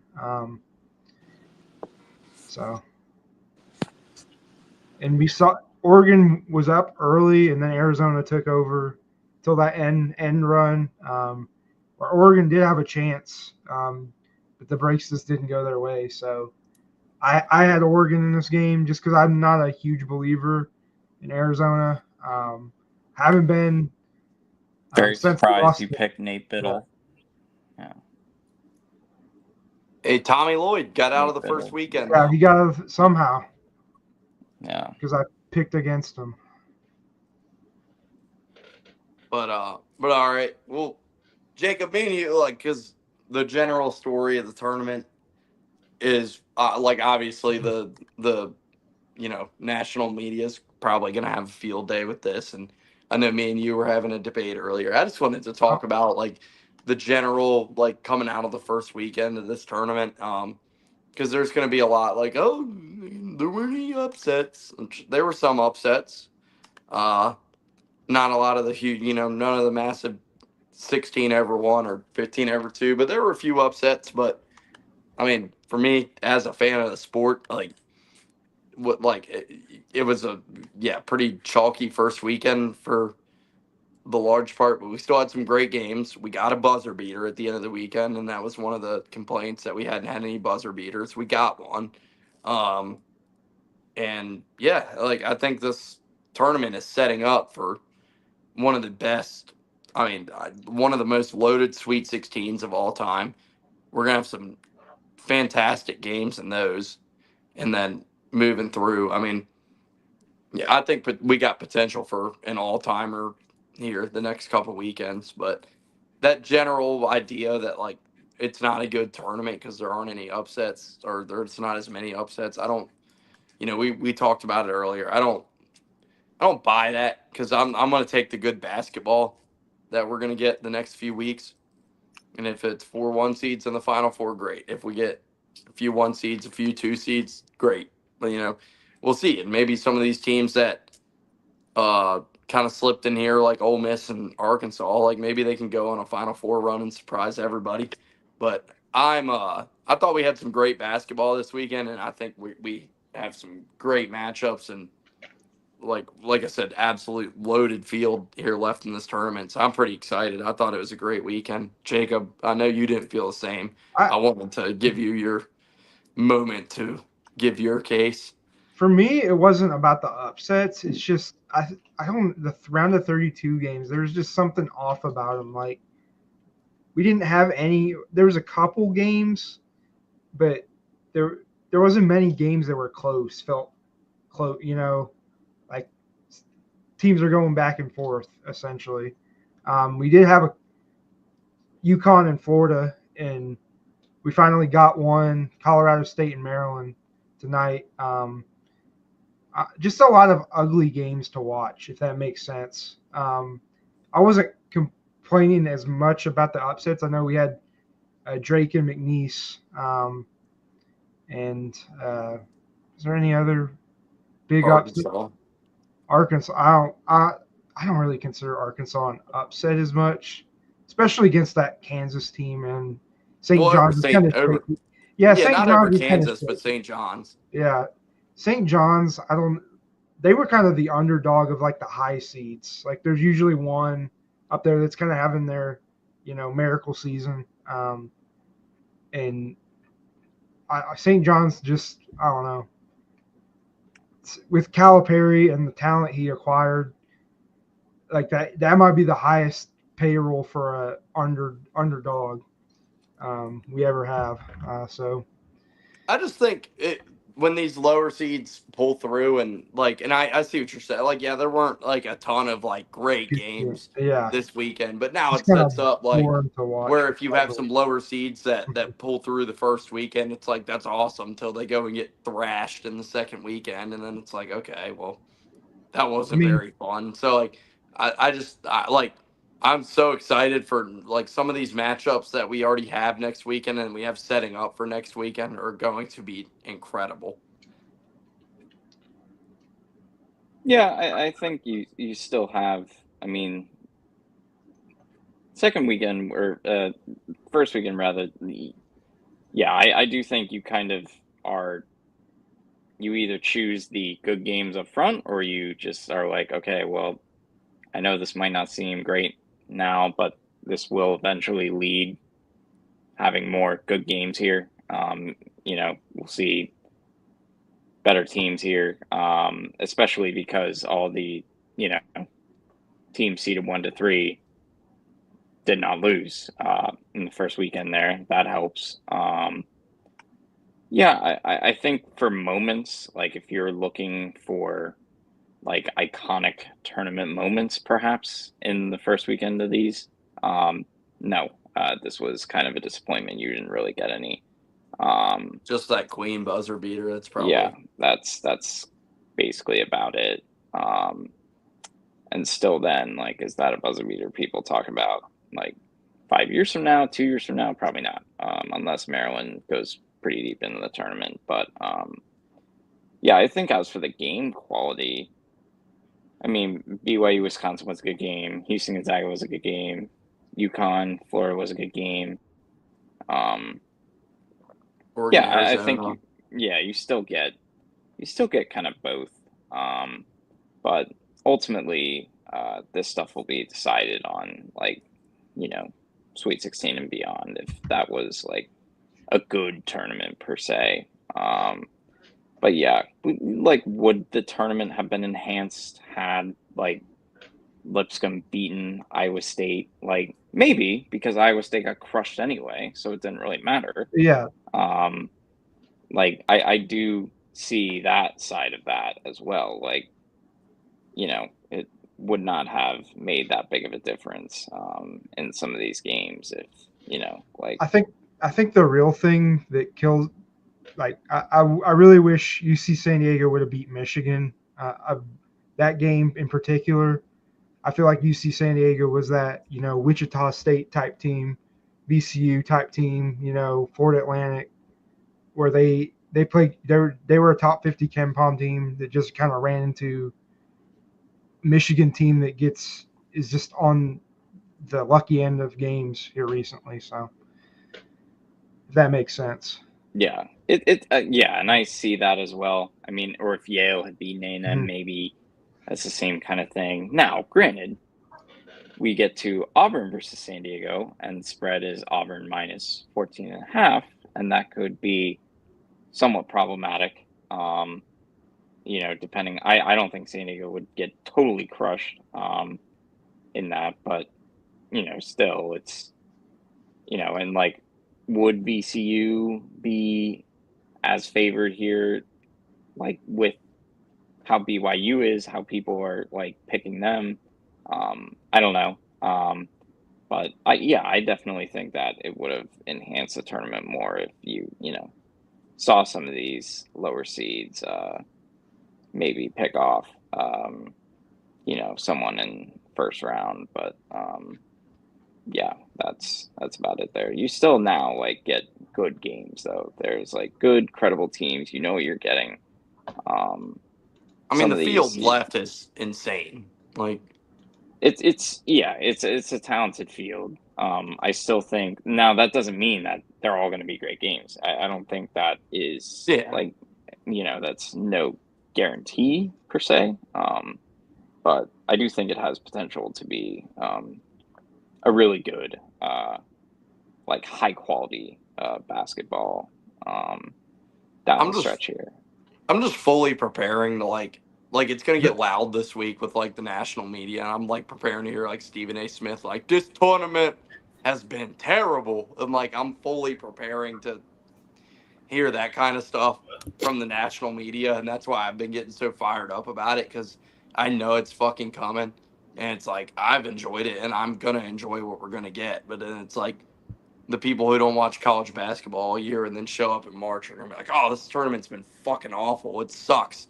This sucks. And I'm just like, we're gonna get some fucking incredible games out of this. So like, yeah, it is a valid. I think that argument is valid in some cases, because there are a lot of people who watch NCAA tournament basketball specifically for upsets, and those are the games that they remember more than anything else. So I do understand where those people are coming from in that sense. But at the same time, you should be getting some really good basketball here, and there's a very decent chance you get 3 regions where it's the top 2 seeds in the Elite Eight, and then maybe Florida, Texas Tech in the other one. So should be good. Who knew Jay Williams with going out on a limb with those picks could be right here? Yeah, like Jay Williams winning the bracket bowl. Yeah. All my Final Four are still alive. Yeah, I got all my Final Four and 7 of my Elite Eight still alive. So St. Mary's is my only Elite Eight team that St. let Mary's me down. St. John's. But yeah, no, we're gonna get some fucking great basketball next weekend. Some of these matchups I'm fucking rolling over. Like we can run through what the games are and like the times. I know they just dropped the times a little bit ago. You got them? Right? Yeah, I have them pulled up right now. You want to pull them up? You want to pull them up on the screen? Yeah, I can share them. Yeah, go ahead. Let me share my screen. And we've already talked about a lot of these games too, but yeah, we can just, like you say, pull up the times and see what we're working with. Oh, that's great. I can read that. It's always so small on my phone. That's the reason I complain about it. But I know on Thursday you have BYU Alabama is the early game. Maryland Florida at prime time. That'll probably be the matchup of the night if I had to guess. Arizona Duke late game, and then Arkansas Texas Tech. We can kind of go through who we got in these games. I'm going to go BYU over Alabama, Florida over Maryland, Duke over Arizona, Texas Tech over Arkansas. Is what I agree with you on all those. Besides, I'll take Maryland, but I will take. For me, I wouldn't overcomplicate it with some of these. I would take Auburn, Ole Miss, Duke, Bama, Houston, Tennessee, and Florida, Texas Tech. That should be really good Elite Eight. And I guess I'll show Friday. I think that BYU Bama game is going to be like game of the year. Yeah. Like, for Michigan State and Ole Miss, I have Michigan State I think they're going to bounce back and just kind of play keep away from Ole Miss for the game, kind of control the pace in that one. Kentucky, Tennessee, that's going to be a wild game. I will say that. I think that in Indianapolis, I think those two games are going to be nuts. I think Tennessee beats Kentucky in that one. Michigan, Auburn, I take Auburn. I think Michigan's luck runs out. I think Auburn smokes Michigan by a lot. Purdue, Houston, I have Houston in a close one. I think Purdue beats the spread. I think it'll be a close, like a heartbreaking loss by like 3 or 4 points. I see it being like a physical type game. It's going to end up being like 64-60, something like that. I don't think Houston shoots as well as they did against Gonzaga. But I think they kind of just control the pace, kind of keep Purdue at arm's length. But Braden Smith will play lights out in that one. So. Hell yeah. I think you covered it, dog. Mm-hmm. But yeah, it's going to be some great games. And I think it'll get even better as you go on. Mm-hmm. Mm-hmm. But I do have one thing to mention. Having that 10 o'clock game, that's going to be – I'm going to have some caffeine for that one.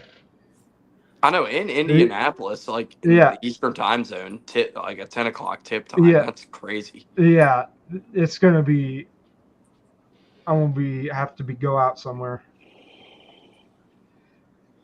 or something Friday night. But anybody got anything else? Or? I think y'all covered it. All right. Well, thank you everybody for tuning in. Round of 32 recap. We'll be back after the Sweet 16. Try to keep going. So thanks everybody for tuning in. Like, subscribe, retweet, share, all that. It's been awesome. Hell yeah. I'm excited for Thursday.